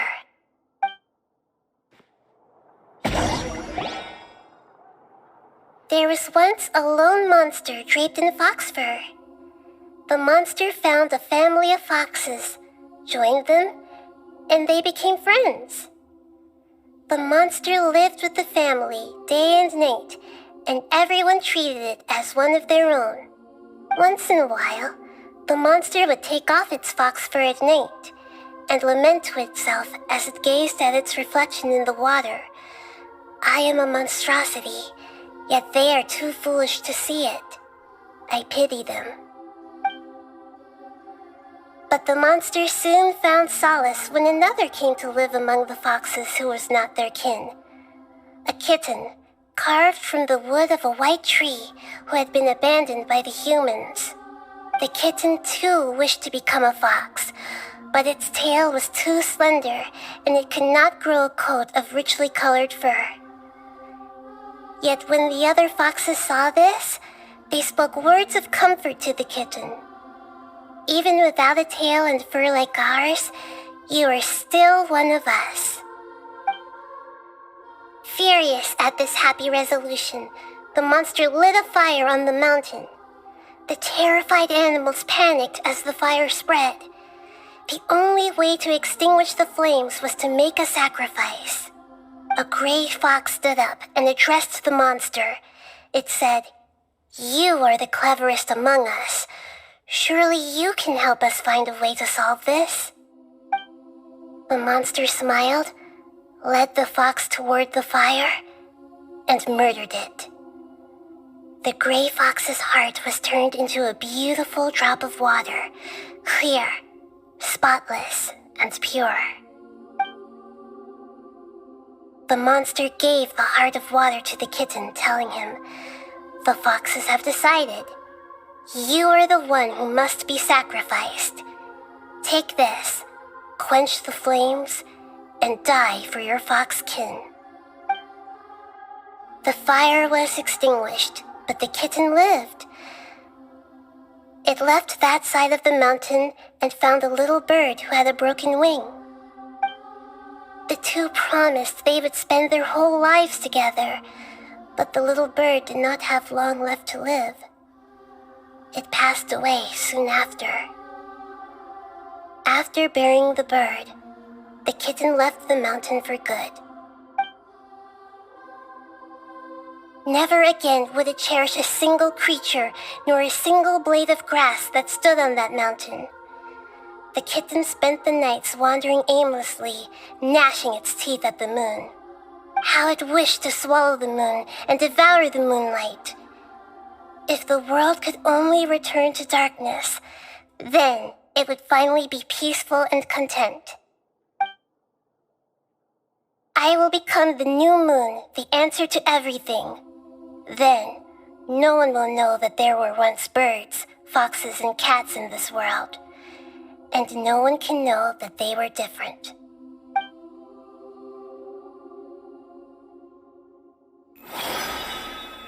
We solved it! I remember now. This is not just the Balladeer story. It is his very own memories. I made a backup so that it would be preserved no matter what happened. To become a god, he was experimented on and modified countless times. It was brutal torture, and the only reason he was able to survive is that he was a puppet. This memory was extracted from him by the scholars. Presumably, they kept it to have something to defend themselves with. Creating a deity was just the first step. Some of them wanted to be able to control it. That's why they backed up his memory for later use. I buried it deep inside one of my own dreams, and then hid it inside an allegorical story so that it wouldn't be altered. It's hard to believe that this person really existed, let alone that he tried to get rid of us on more than one occasion. Paimon has no memory of him at all. He completely vanished like a puff of smoke. The Balladeer agreed to help me look for information about the Descenders, and although he was unsuccessful, he still helped you. Before he vanished, he confirmed an important detail, that Conria was where your twin first came into this world. We still don't know how the change to Irminsul will affect the senior ranks of the Fatui, but in all likelihood, they won't even remember their own Harbinger. It sounds like Paimon wouldn't like this guy a whole lot if he was still around. But still, Paimon doesn't like the way it all ended that much better. This is why wisdom alone cannot answer all our questions. We look, we see, and we comprehend, but the question still troubles us. So the answer is not everything. People yearn to find the truth and then conquer the troubles they face. When you give someone the truth, you give them a chance to choose their own destiny. To others looking on, this may seem like a pointless endeavor, but for him, the chance to act on his desire to disappear must have meant a lot. Never forget that even when we walk beneath dark clouds along a road filled with suffering, the light of wisdom is always there, guiding us toward a better destination. And that is what you have been doing all along. Yeah, Nahita's right. Cheer up. How about we go get something to eat? We can pick up this heavy conversation again later. Good idea. Paimon, why don't you take her out for a walk to clear her head? You got it. Come on, Traveler. You need to get out of your head for a while. You'll feel much better after taking a walk. Let's go get a snack from one of the stalls in the Grand Bazaar. That'll be sure to lift our spirits. It must be really tough being the only one who remembers all that. But Paimon's always here to help cheer you up. There's a few things I'd like to look into. You should go take a walk and try to unwind.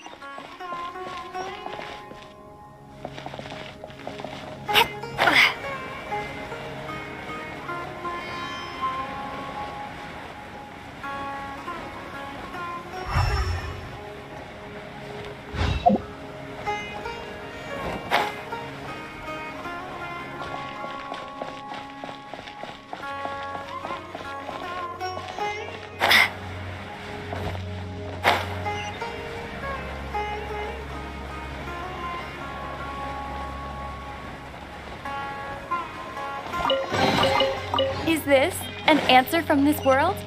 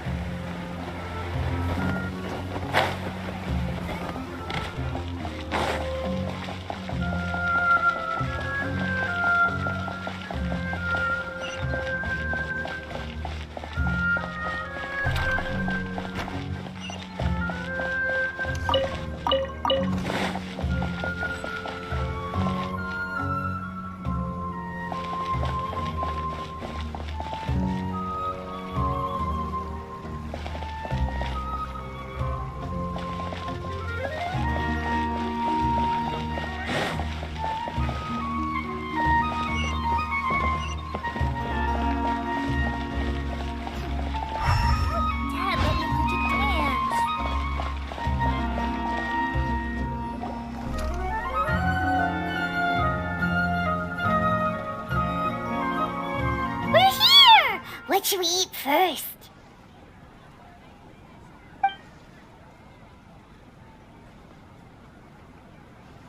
Hey, are you gonna answer or what?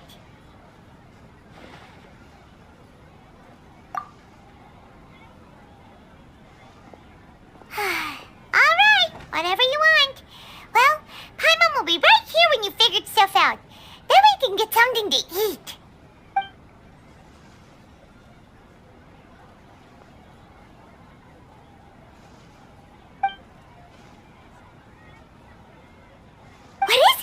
Have you figured it all out?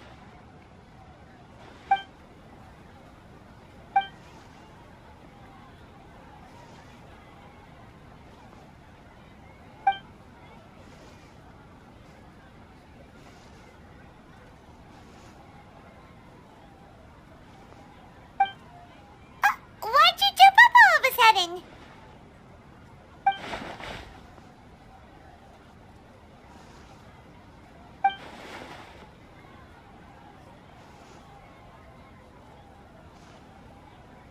Excuse me, boss. There seems to be a small problem with the last bill. Look, here.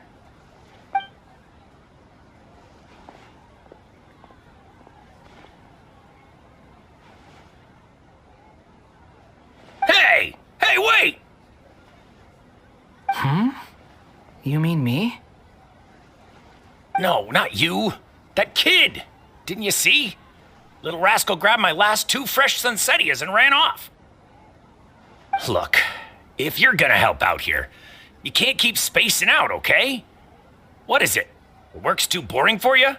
Or has the big city got too many distractions? I wasn't paying close enough attention. Sorry, boss. I think you're right. Maybe it's the city. It's so exciting. It can be hard to focus. Who's that guy? You know him or something? He's who? You're a strange one, kiddo. You say you don't want any money for helping out here, and then when I actually give you some work to do, you keep letting yourself get distracted. I don't want to take advantage, so I'm happy to pay you what I'd pay anyone else. But if you keep acting like this, pretty soon I won't be able to afford to. No, please. I mean it. You don't need to pay me anything. I'm just so thankful you agreed to take on an outsider like me. You're welcome, I guess. But I got bigger things to worry about. Look, we're all out of Sunsetias, and I promised the lady down the street I'd deliver a fruit bowl this evening. Leave it to me. I'll find some more. Just a moment. I'll be right back. Stop. I'm gonna level with you, kiddo. I've never met a worker who said they didn't want a wage before. And at first, I got greedy. Couldn't believe my luck. But I figured you'd start asking for something in return eventually.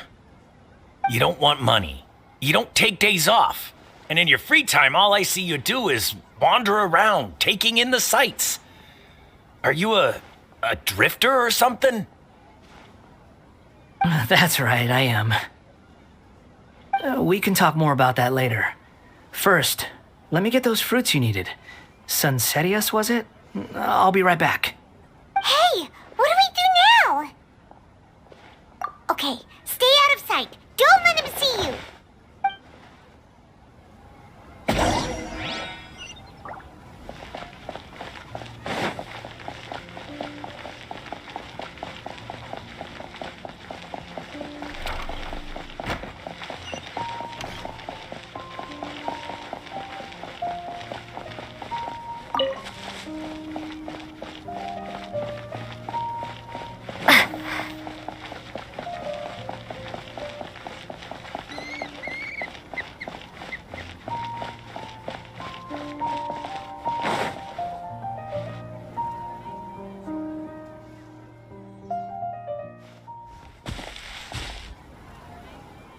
Yeah, this'll do. Even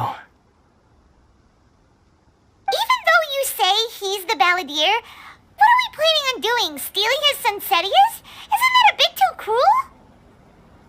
Oh, alright. This should be enough. Guess I should wash them before I take them back.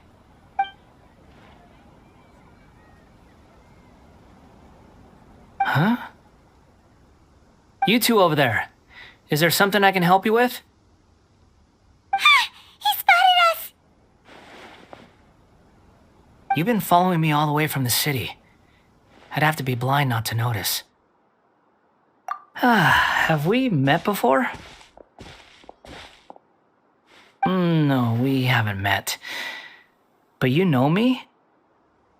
I have no recollection. Are you absolutely sure? Sorry, but I just can't take your word for it.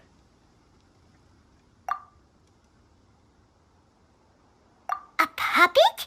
What makes you think that? Huh?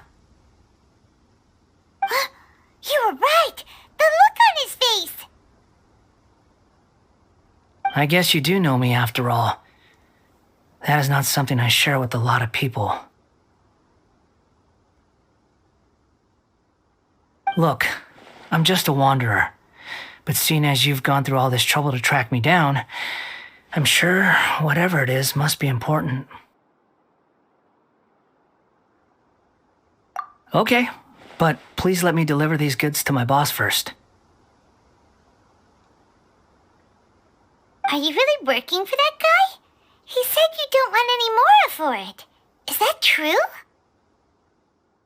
Yes, I ran into him out in the wilderness during a storm, and he let me take shelter in his cart.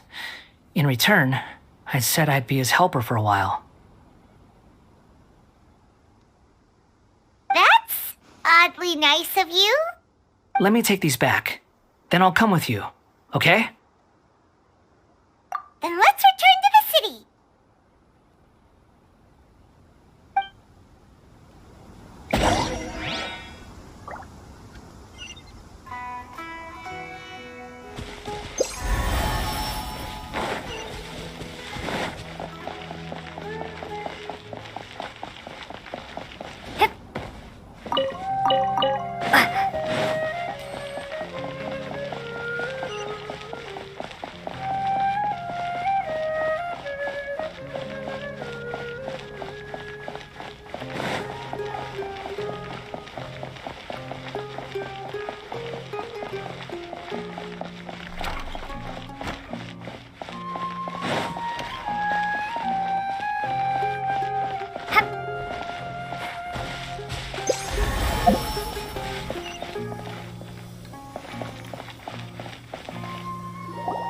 Here you go, boss. I'll leave them right here. Oh, you really went and picked some more. Who are these two? Something's come up, and they need to borrow me. Sorry, boss. I'm afraid I'll be away from the stall for a while. I was just about to pay you anyway. Go wherever you want, kid. Don't waste your time here.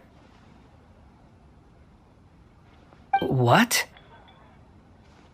I get it, okay? You just wanted to help me out, to thank me for giving you shelter from the rain that day. Even then, I don't understand why you're so adamant that you don't want any pay for it. But look, it was pouring down, and there you were, sauntering along without a care in the world, like you had nowhere to be and didn't even care that it was raining. Imagine you were me for a second. It's a little weird, right? Why is this guy traveling during a rainstorm if he's not trying to get somewhere? And why is he taking a shortcut through the open country if he's not even in a hurry? But anyway, taking you in didn't put me out even slightly. You don't owe me a thing for it. Certainly not all this. Your time is valuable. You know, you should go live your life. But I don't...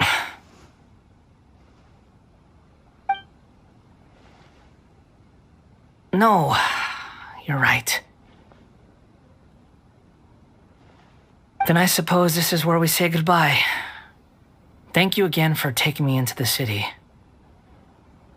Don't mention it, kiddo. I've run into all kinds of characters over the years. I just hope you find your path. Thank you. All right, done. Thanks for waiting for me. We can go now.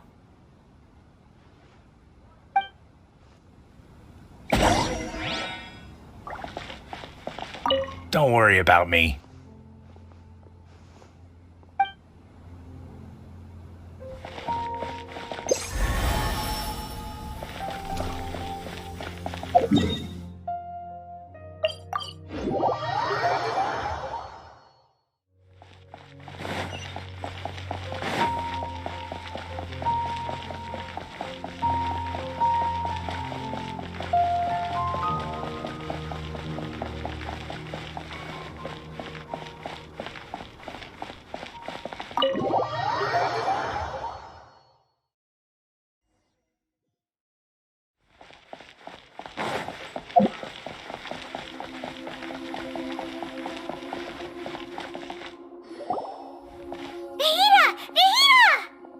What's wrong?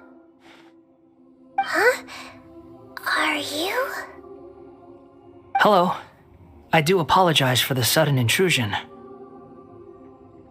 We found this guy in the street, but he doesn't seem to remember anything. So, yeah, quite an eventful walk.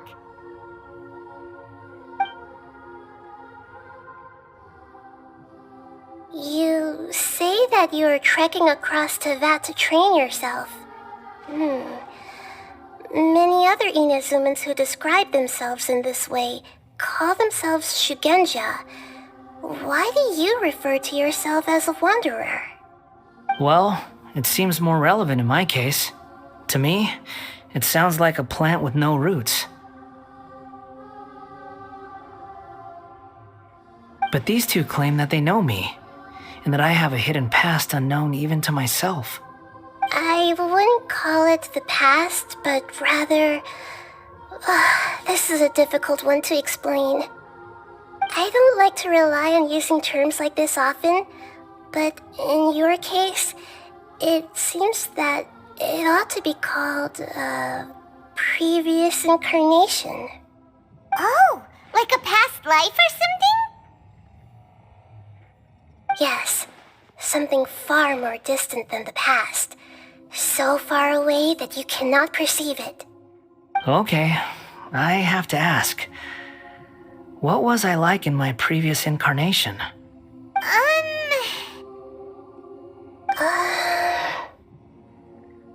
Oh, okay. I see. You want to tell me, but you can't bring yourselves to say it. Looks like I didn't have the most wonderful existence in my previous incarnation. If it's that difficult to talk about, I have no doubt it will be just as difficult to hear, but I'll be able to handle it. Please, tell me the truth. Is truth something you care a lot about? Yes. Then I'll be straight with you. In your previous incarnation, you did many things that would be considered evil. You nearly died because of what other people did, and many died because of you. As a non-human being, you hated gods and humans alike. You drifted from place to place, never able to settle, even where you found status and identity. You adamantly believed that you were missing a heart. Actions rooted in persistence sometimes bear bitter fruit. Sometimes, you have to let parts of yourself go, or you'll never be happy.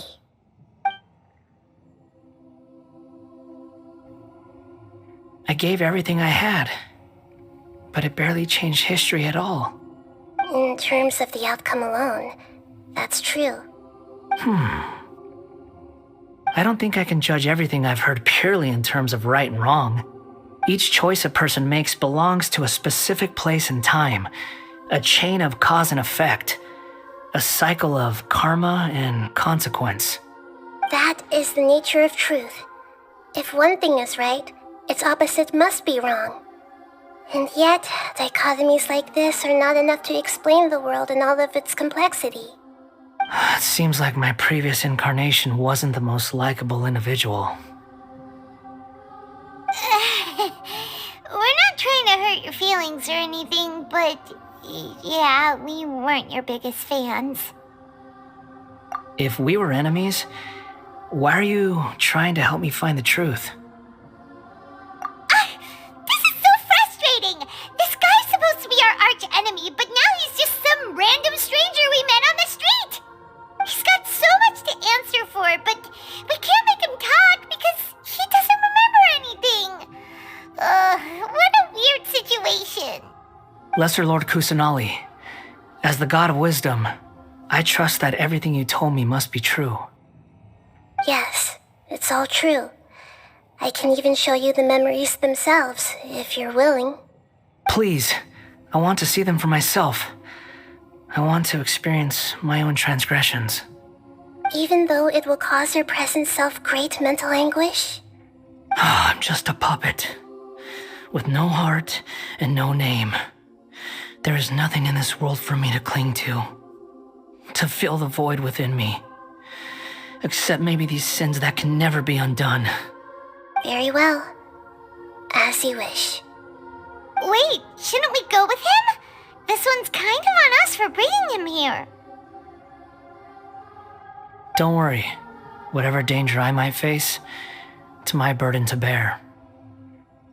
Traveler, could I ask you to supervise him on my behalf? Oh, good point. Given your, unique situation, we'd better keep an eye on you. Understood. Thank you. Now, prepare yourselves, everyone.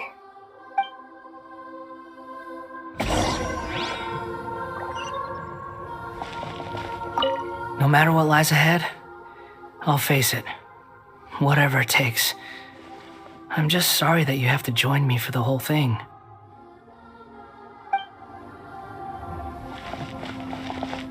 It's time to get ready.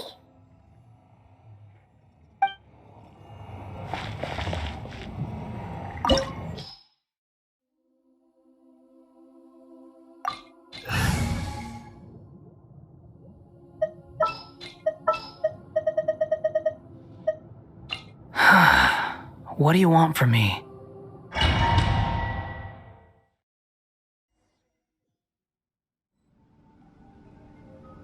This looks like Inazuma. Right now, you're in a dream I created using information extracted from your memories. These memories will show you the raw truth, but be aware that enemies may react just like in the real world. Please be careful. Sounds like an immersive experience. It's a good thing we came along.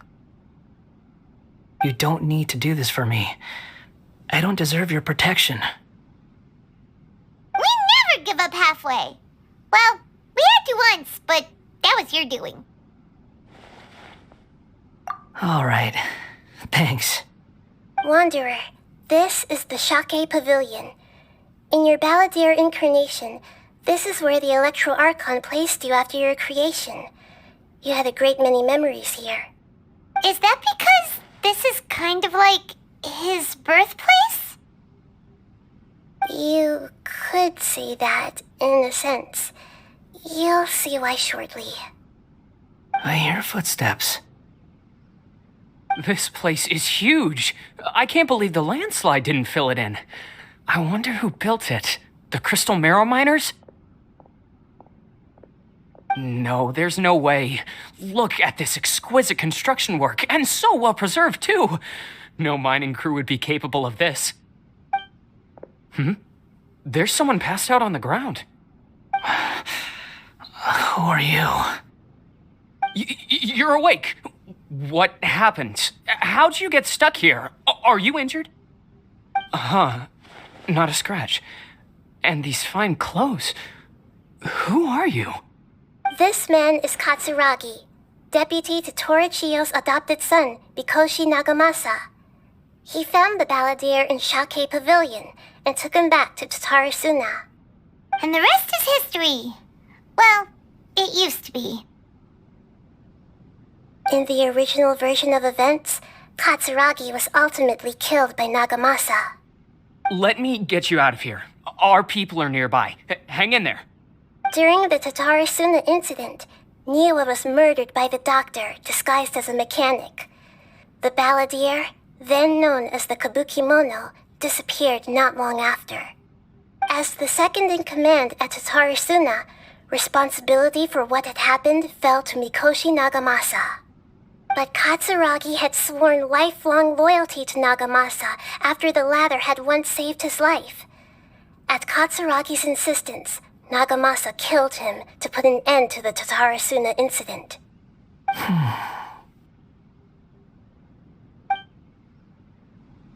Katsuragi seems like he was a good guy. He looks like a warrior, but he has a kind face. Why couldn't he live a long and happy life?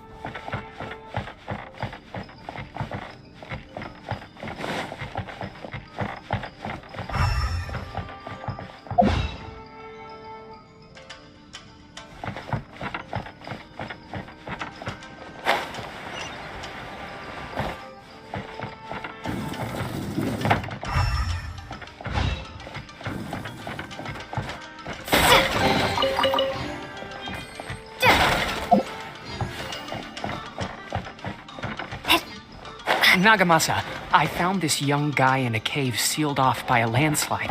He doesn't remember his name. Well, we need to call you something. I hear the workers are calling you the Kabukimono. That's fine with me. Katsuragi, report to Niwan. Tell him we have someone new joining us.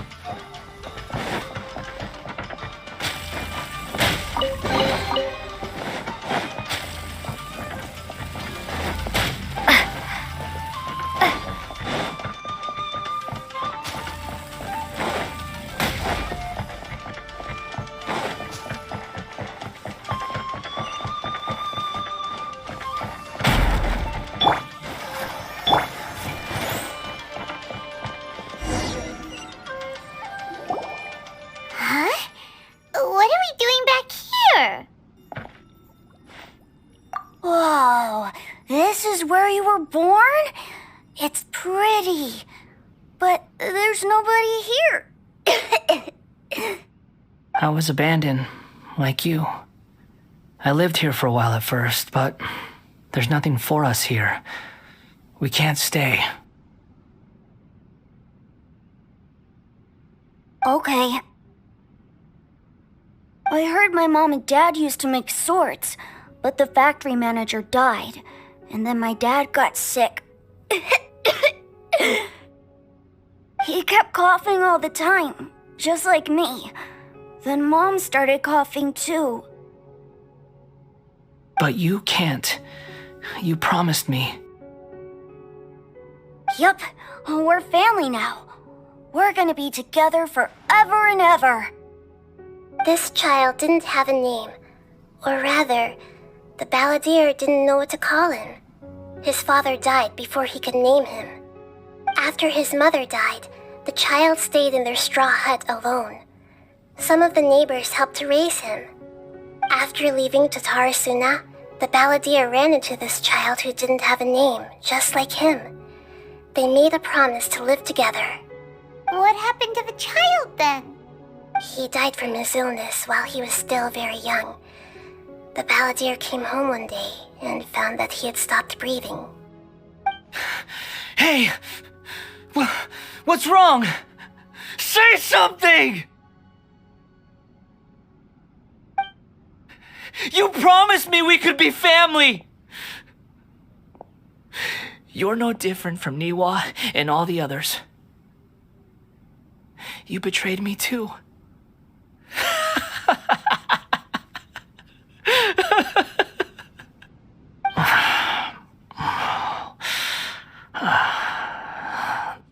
The voices have gone.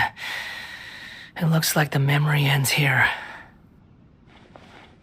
Let's keep going.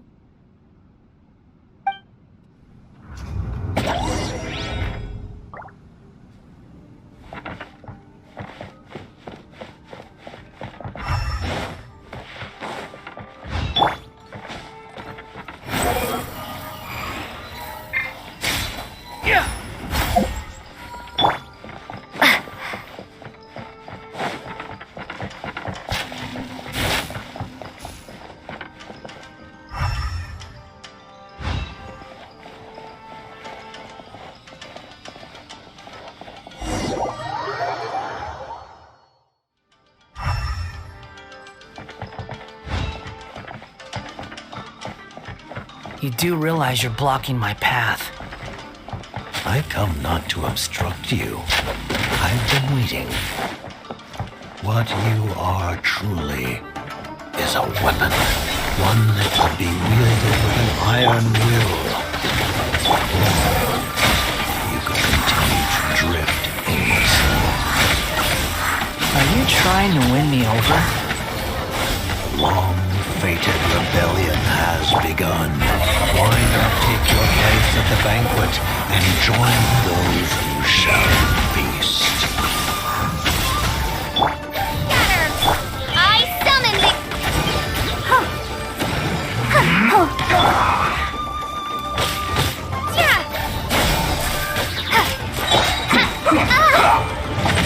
By royal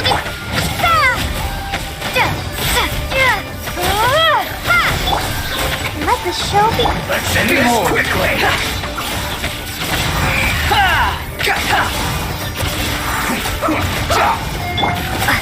Scatter!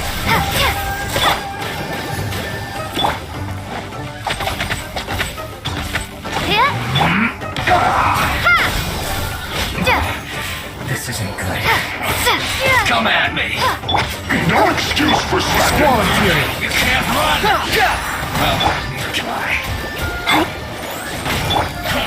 I see through you! Springboard!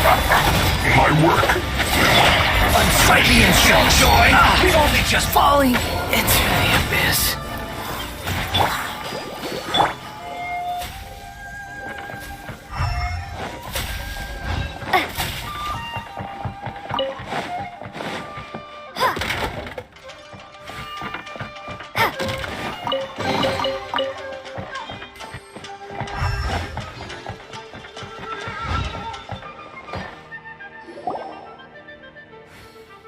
This place is dark. Paimon knows this place. It's the Delusion Factory in Inazuma. In the original version of events, the Traveler once encountered the Balladeer here.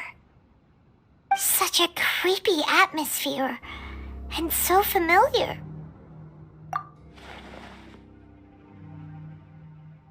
Hey, look over there!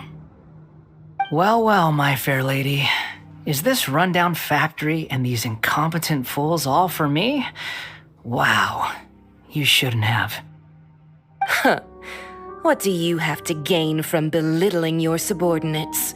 You might not want to admit it, but you are a part of this plan. Perhaps you find fighting in the abyss to be a more meaningful use of your time?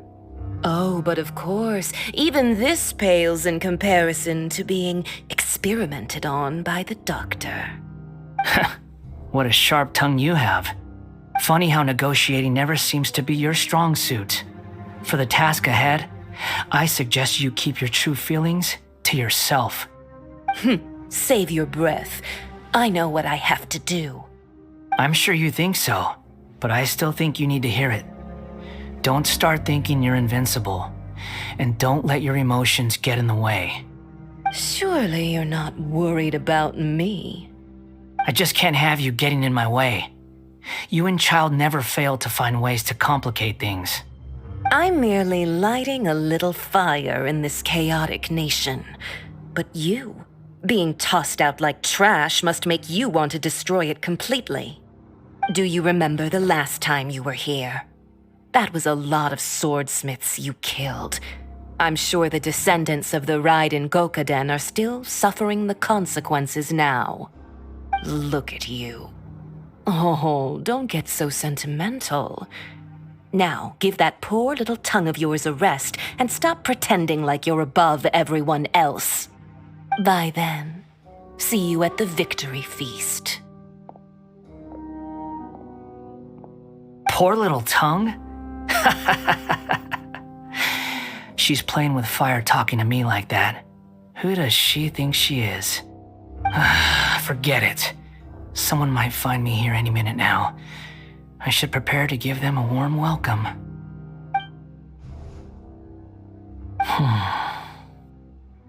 The plot does not end here. There is more of this story to come. Wanderer, are you able to continue? Yes. Please don't worry about me. Why are you staring at me in silence? Can't you think of a nicer way to express yourself? I'm under no obligation to be nice to you. Besides, I thought nothing mattered to you except results in your own interests. Isn't that right, witch? Muddle-headed puppet. You're only number 6 because you can take more abuse than other humans. Do you really count that as an asset?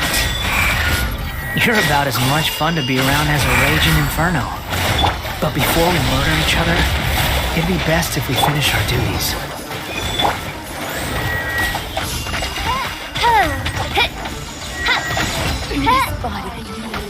No rest. The more, the merrier. Behold, know your place. Shatter! Midnight Phantasmagoria.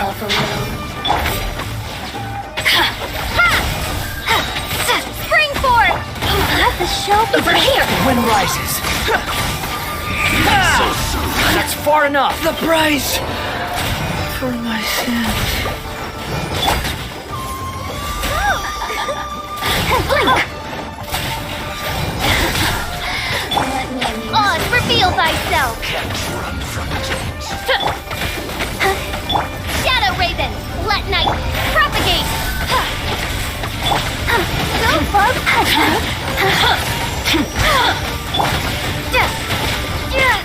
Look at me. Just once more.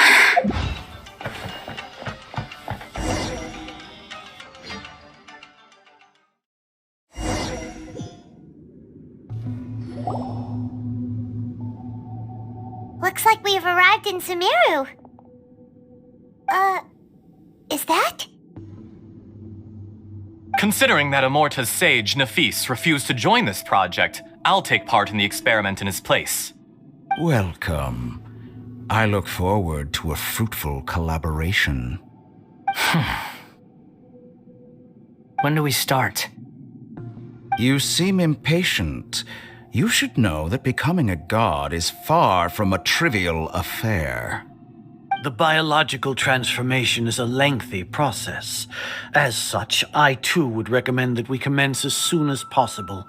In the event that a successful connection is established, his body will become permanently bound to the machine, and he will be unable to move independently of it. Nothing worse than what I've been through before then, Doctor. You were the most resilient test subject I ever came across. Thanks to you, I was able to garner a great deal of information. Alas, after that, you were under orders to remain in the abyss. We barely saw each other, and it became difficult to further refine the knowledge I had gained. That was gracefully worded. Ever wonder what they think if they knew that nothing matters to you apart from your crazy experiments? I suggest you speak to me in a more respectful tone, Scaramouche. The mere fact of your utility does not make you indestructible. The doctor again? That was uncomfortable to watch. That person gives off a very sinister energy. It's normal for him to give you the creeps. He scares the bejeebers out of Paimon. Let's move on.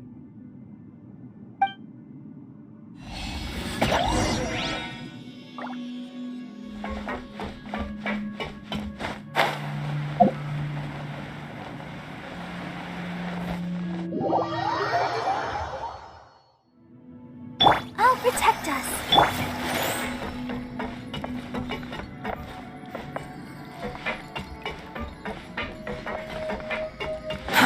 Too slow.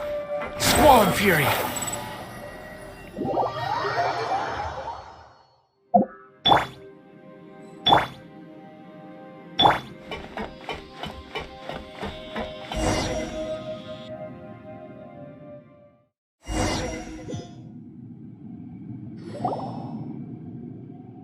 You're a god. Do you think I'm evil? If you accept that he is you, just as you are you, then yes, you are evil. In your eyes, are there any differences between humans and puppets? Do you think there are any differences between your present self and your previous and future incarnations? If not, then what are the differences between humans and puppets? Whoever has tasted the joys and sorrows of life in the human realm is human. Whoever has loved and lost, cried with grief, howled with rage at the tragedy of death that eclipses the miracle of life, they are human too. I've seen enough of my past. If possible, I'd like to reclaim the sins that are mine to bear. No matter the consequences, I won't run from blame or punishment. Whatever I am due, let it come to pass. Can you return my memories to me? Huh? But won't that mean you'll lose your current identity? I've always believed that human lives follow a set of rules. with each person being a collection of past experiences. As a puppet living in a human world, my life is subject to the same rules. Regaining your memories means reverting completely to your previous incarnation. All the emotions that you discarded will return to you. Are you sure you want to do this? I've lived with a void in my chest my whole life. My creator didn't need me. And ever since I awoke, I've just drifted from one place to the next. But then I met you. And I finally realized that reclaiming my missing sins might be my one opportunity to become my true self.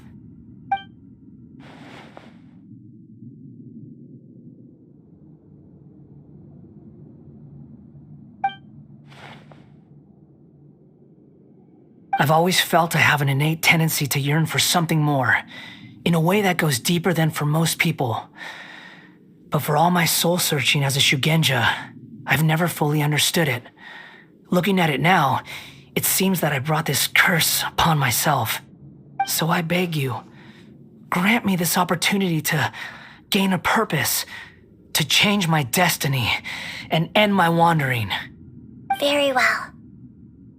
Since your mind is made up, I will return to you that which is yours.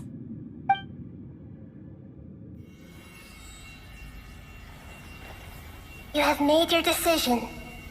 Now, take this.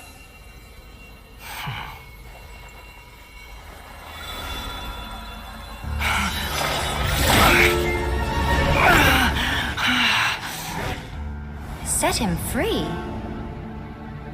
A puppet? What's he doing here? You're a human as far as I'm concerned.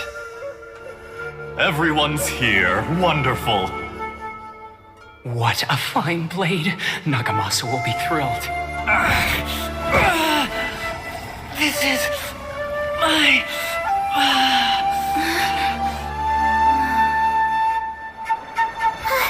Is he alright? No way!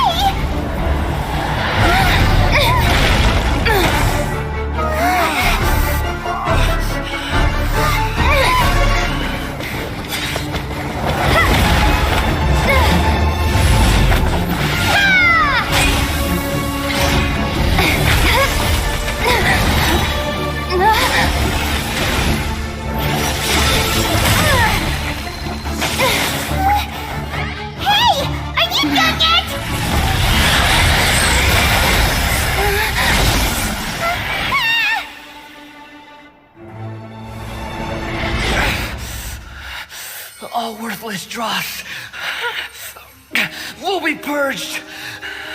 That's why this won't be the end.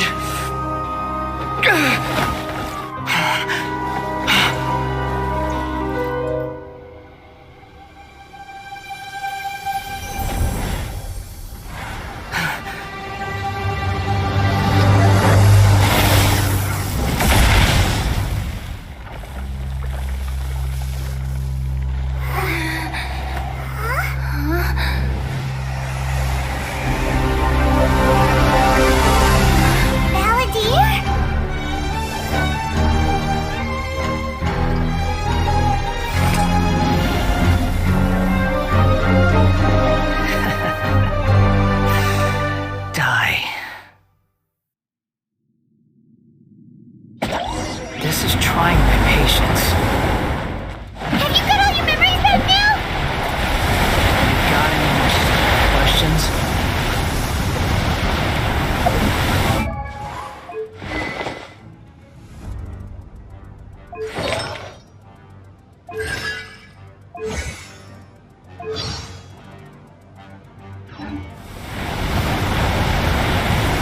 Feeble human! The wind rises.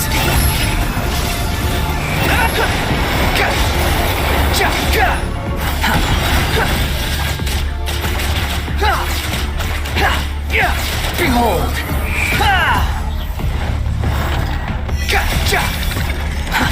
At my command, you shall fall. Quit following me.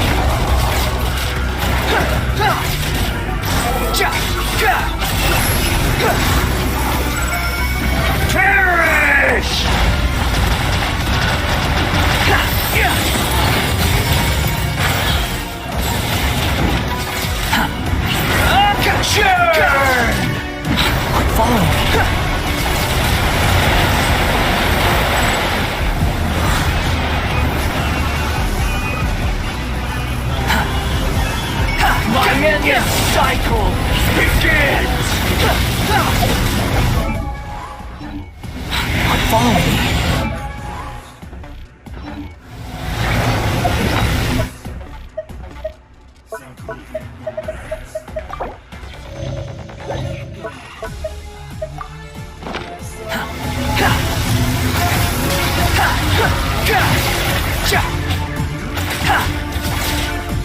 Insignificant past!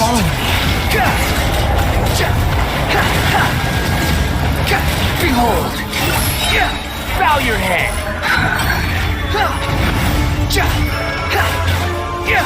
Feeble human! The wind rises.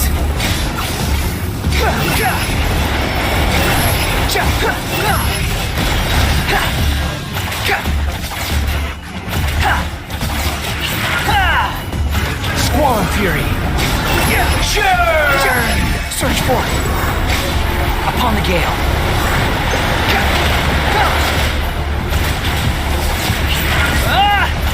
The wind rises.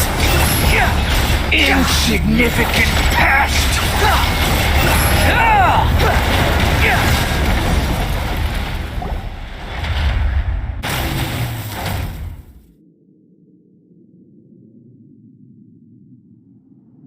Imbecile!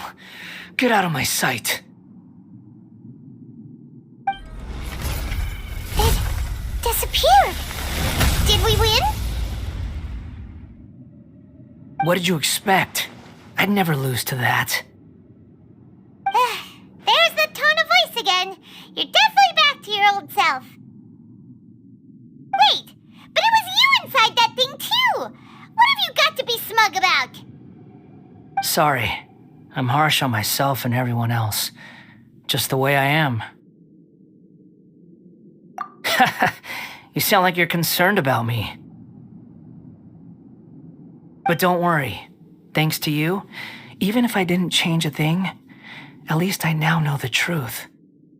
The memory recovery seems to have been a success. This dream has served its purpose. Come on. Let's continue this outside.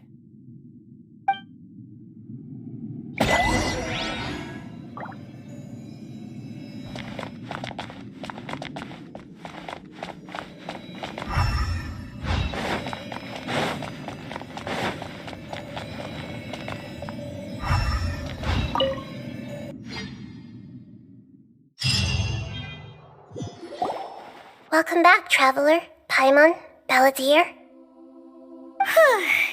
It feels like we just went on a really long journey. Paimon's exhausted. You don't like being addressed by that name? It's fine. But I was just thinking, I should probably change it. After learning about everything the doctor did, there's no way I can carry on using a name connected to him. I'm not planning on returning to the Fatui, and they wouldn't take me back anyway. Recent events will have affected a lot of people, and they might not even remember who the sixth is. So, you're quitting the Fatui for good? It's like you said, Lesser Lord Kusanali. Everything may look futile, but it wasn't completely meaningless. At least I made a lot of people forget about me. But that doesn't mean your own past has disappeared. Of course. And your main goal, for which you gave up everything you had, you weren't able to achieve it. I hope you can see and understand that. Changing the world, changing the past, changing the fates of other people, these are not simple things to accomplish. What you are looking for is complete annihilation. But this is just a fantasy. Even if the Balladeer is removed from existence, the world will not heed your will. Indeed. How ridiculous. Do you regret doing all that when you've gotten so little in return? Even if I'm completely worthless, there's nothing in the world worth regretting. Lesser Lord Kusanali, you purposely left that information in Irminsul, didn't you? Yes, And I took pains to make sure that you'd acquire that information naturally. Why would you go to such lengths? You trying to win me over too? In all honesty, your past experiences have made you a useful asset to Sumeru and to me. Winning you over was indeed a part of my plan. But before that, I wanted to tell you the truth about your past. If all I wanted to do was use you, then I'd be no different from the doctor. Very clever. I guess you could say that's one of my virtues. Utility to others is what gives me worth. So if embracing my sins is what it takes to make me useful again, so be it. Oh right, I almost forgot. You're the good guys. You're into justice and all that. Sorry if I have a slightly different perspective on things, but I don't feel like I've been duped. The wisest leaders are fated to end up with the best helpers. I can live with that. I'm glad you're able to think of it in that way. Traveler, in the future, I'll continue to search Irminsul more deeply and see what secrets can be uncovered, including the beginning of your twins' journey recorded in Irminsul. What exactly happened before and after that point? I want to know as well. I will try. Traveler. After I dove into the information torrent in Irminsul, why did you go to Inazuma? So that's how you found out whose fate had changed. And how. Well, whatever your reasons, you did me a favor, and I'll do everything I can to pay it back. Borrowing and returning are the only real relationships between individuals. I'll balance the books one day. Don't you worry. That's not true. A relationship between two people is not simply a ledger that can be reset to zero. I think deep down you realize this. People who show up in your life don't just evaporate like water drops and leave nothing behind. There is no such thing as balancing the books. Some things in this world can never be brought back, and they can never be changed, which is why there is emotion in the human world. Everything that you feel is real and lasting, and whatever is missing in you will not be made whole. To be human is to live with imperfections. You can choose whether or not you want to be human. But humans can't live without a heart, can they? Anyway, I gave up trying to become a human a long time ago. You understand what pain is perfectly well, even without a heart. You're just bearing your feelings. The past is set in stone, but you can keep moving on. And the longer your future lasts, the shorter your past will become, until one day, it is but a tiny fraction of your life. Sounds like you've got a future planned out for me. Everything's ended up being pretty darn complicated. Paimon doesn't even know where to start, but the most important thing now is that you need to follow Nahida. Otherwise, all our efforts will have been for nothing.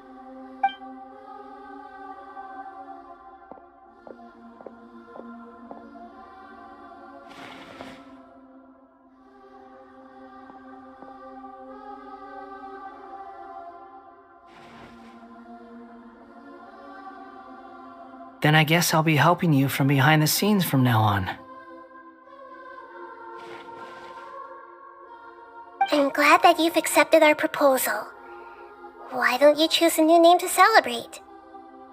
Ooh! Paimon wants to pick an ugly nickname for you, too. Why?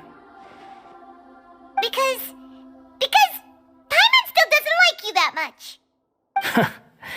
Then I hope we don't see much of each other in the future.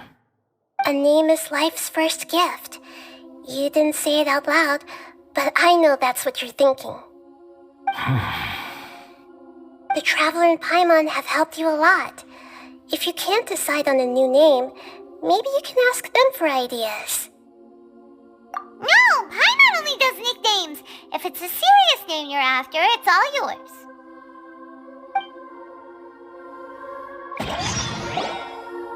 Have you got anything?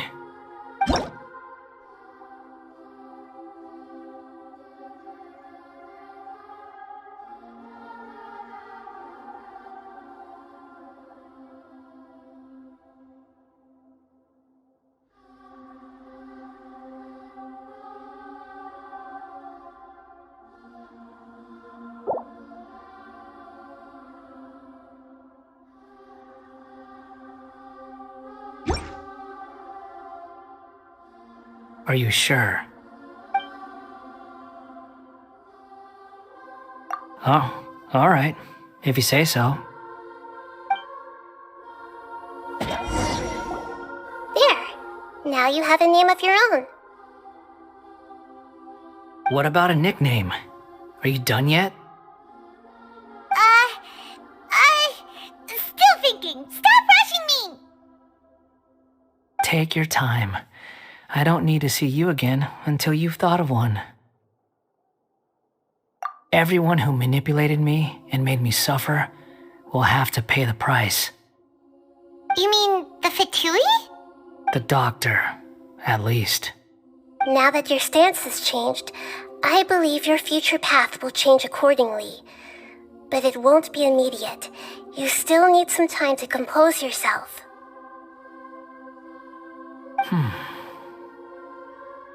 One more thing. There are still some descendants of the Raiden Gokuden living in Inazuma. Some of them know. Well, they ought to know about the connection between Raiden Gokuden and myself. I don't plan to leave Sumeru for the time being. If you see them in Inazuma, please tell them that I was the one responsible for the Raiden Gokuden's downfall. Even though the events have been erased from the world, they still deserve to know the truth. I see. That is up to you. Huh? But if we do that, then... It's fine. Let them stab their blades into my chest if they so desire. Maybe that's how it always should have been. What's that look for? Don't make that face. I know what I'm doing. That day will come. Alright, we're done here. Goodbye, wise deity. And you too. He's gone.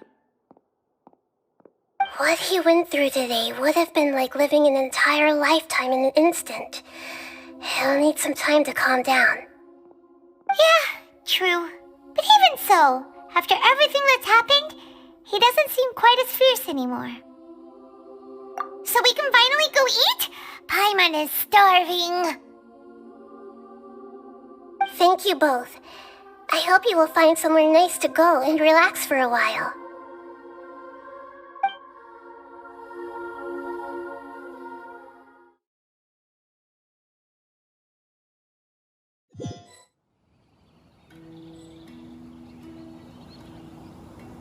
I've got it! I can end my novel with some words from Mikoshi Nagamasa.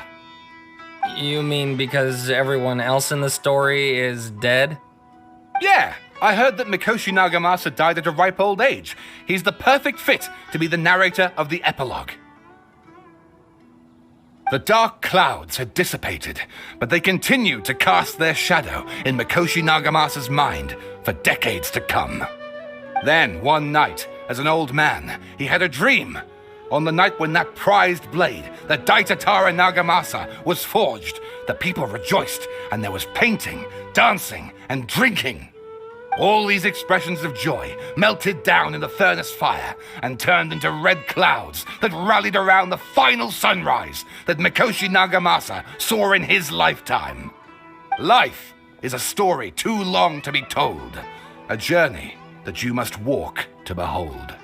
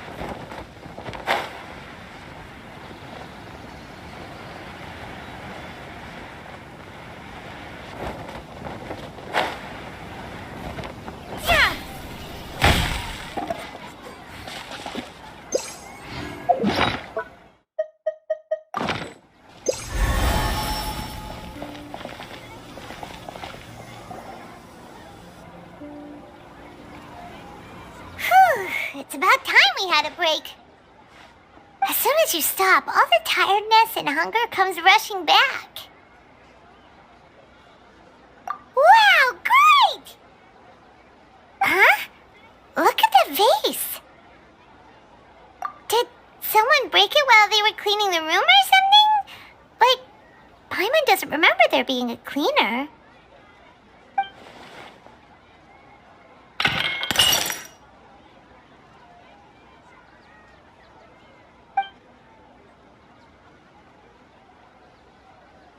You sound lost and confused. I know why you are troubled. Any who knew of this would find their mind overwhelmed. Huh? Is there someone here talking to us? Unfortunately, the fate of Tevat cannot easily be changed. Perhaps a god may have a slim chance, but for anyone else, who can say? When a small animal runs into a tree trunk, though the tree may sway, it is not displaced. The same is true of fate, like a vase that falls to the ground. Whether it is broken by a cat or by a bird, the result is still a broken vase, is it not? Who are you? How do you know about all this?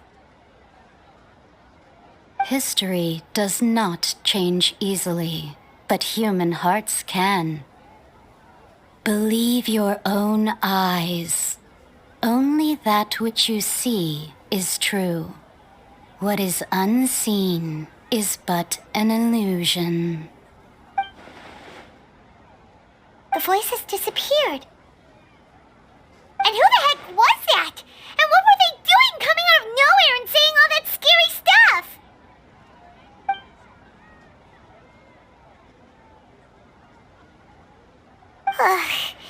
Anyway, that vase is still lying there broken on the ground. Should Paimon go get someone to clean it up? It feels wrong just leaving it there. Just a moment. Paimon will be right back.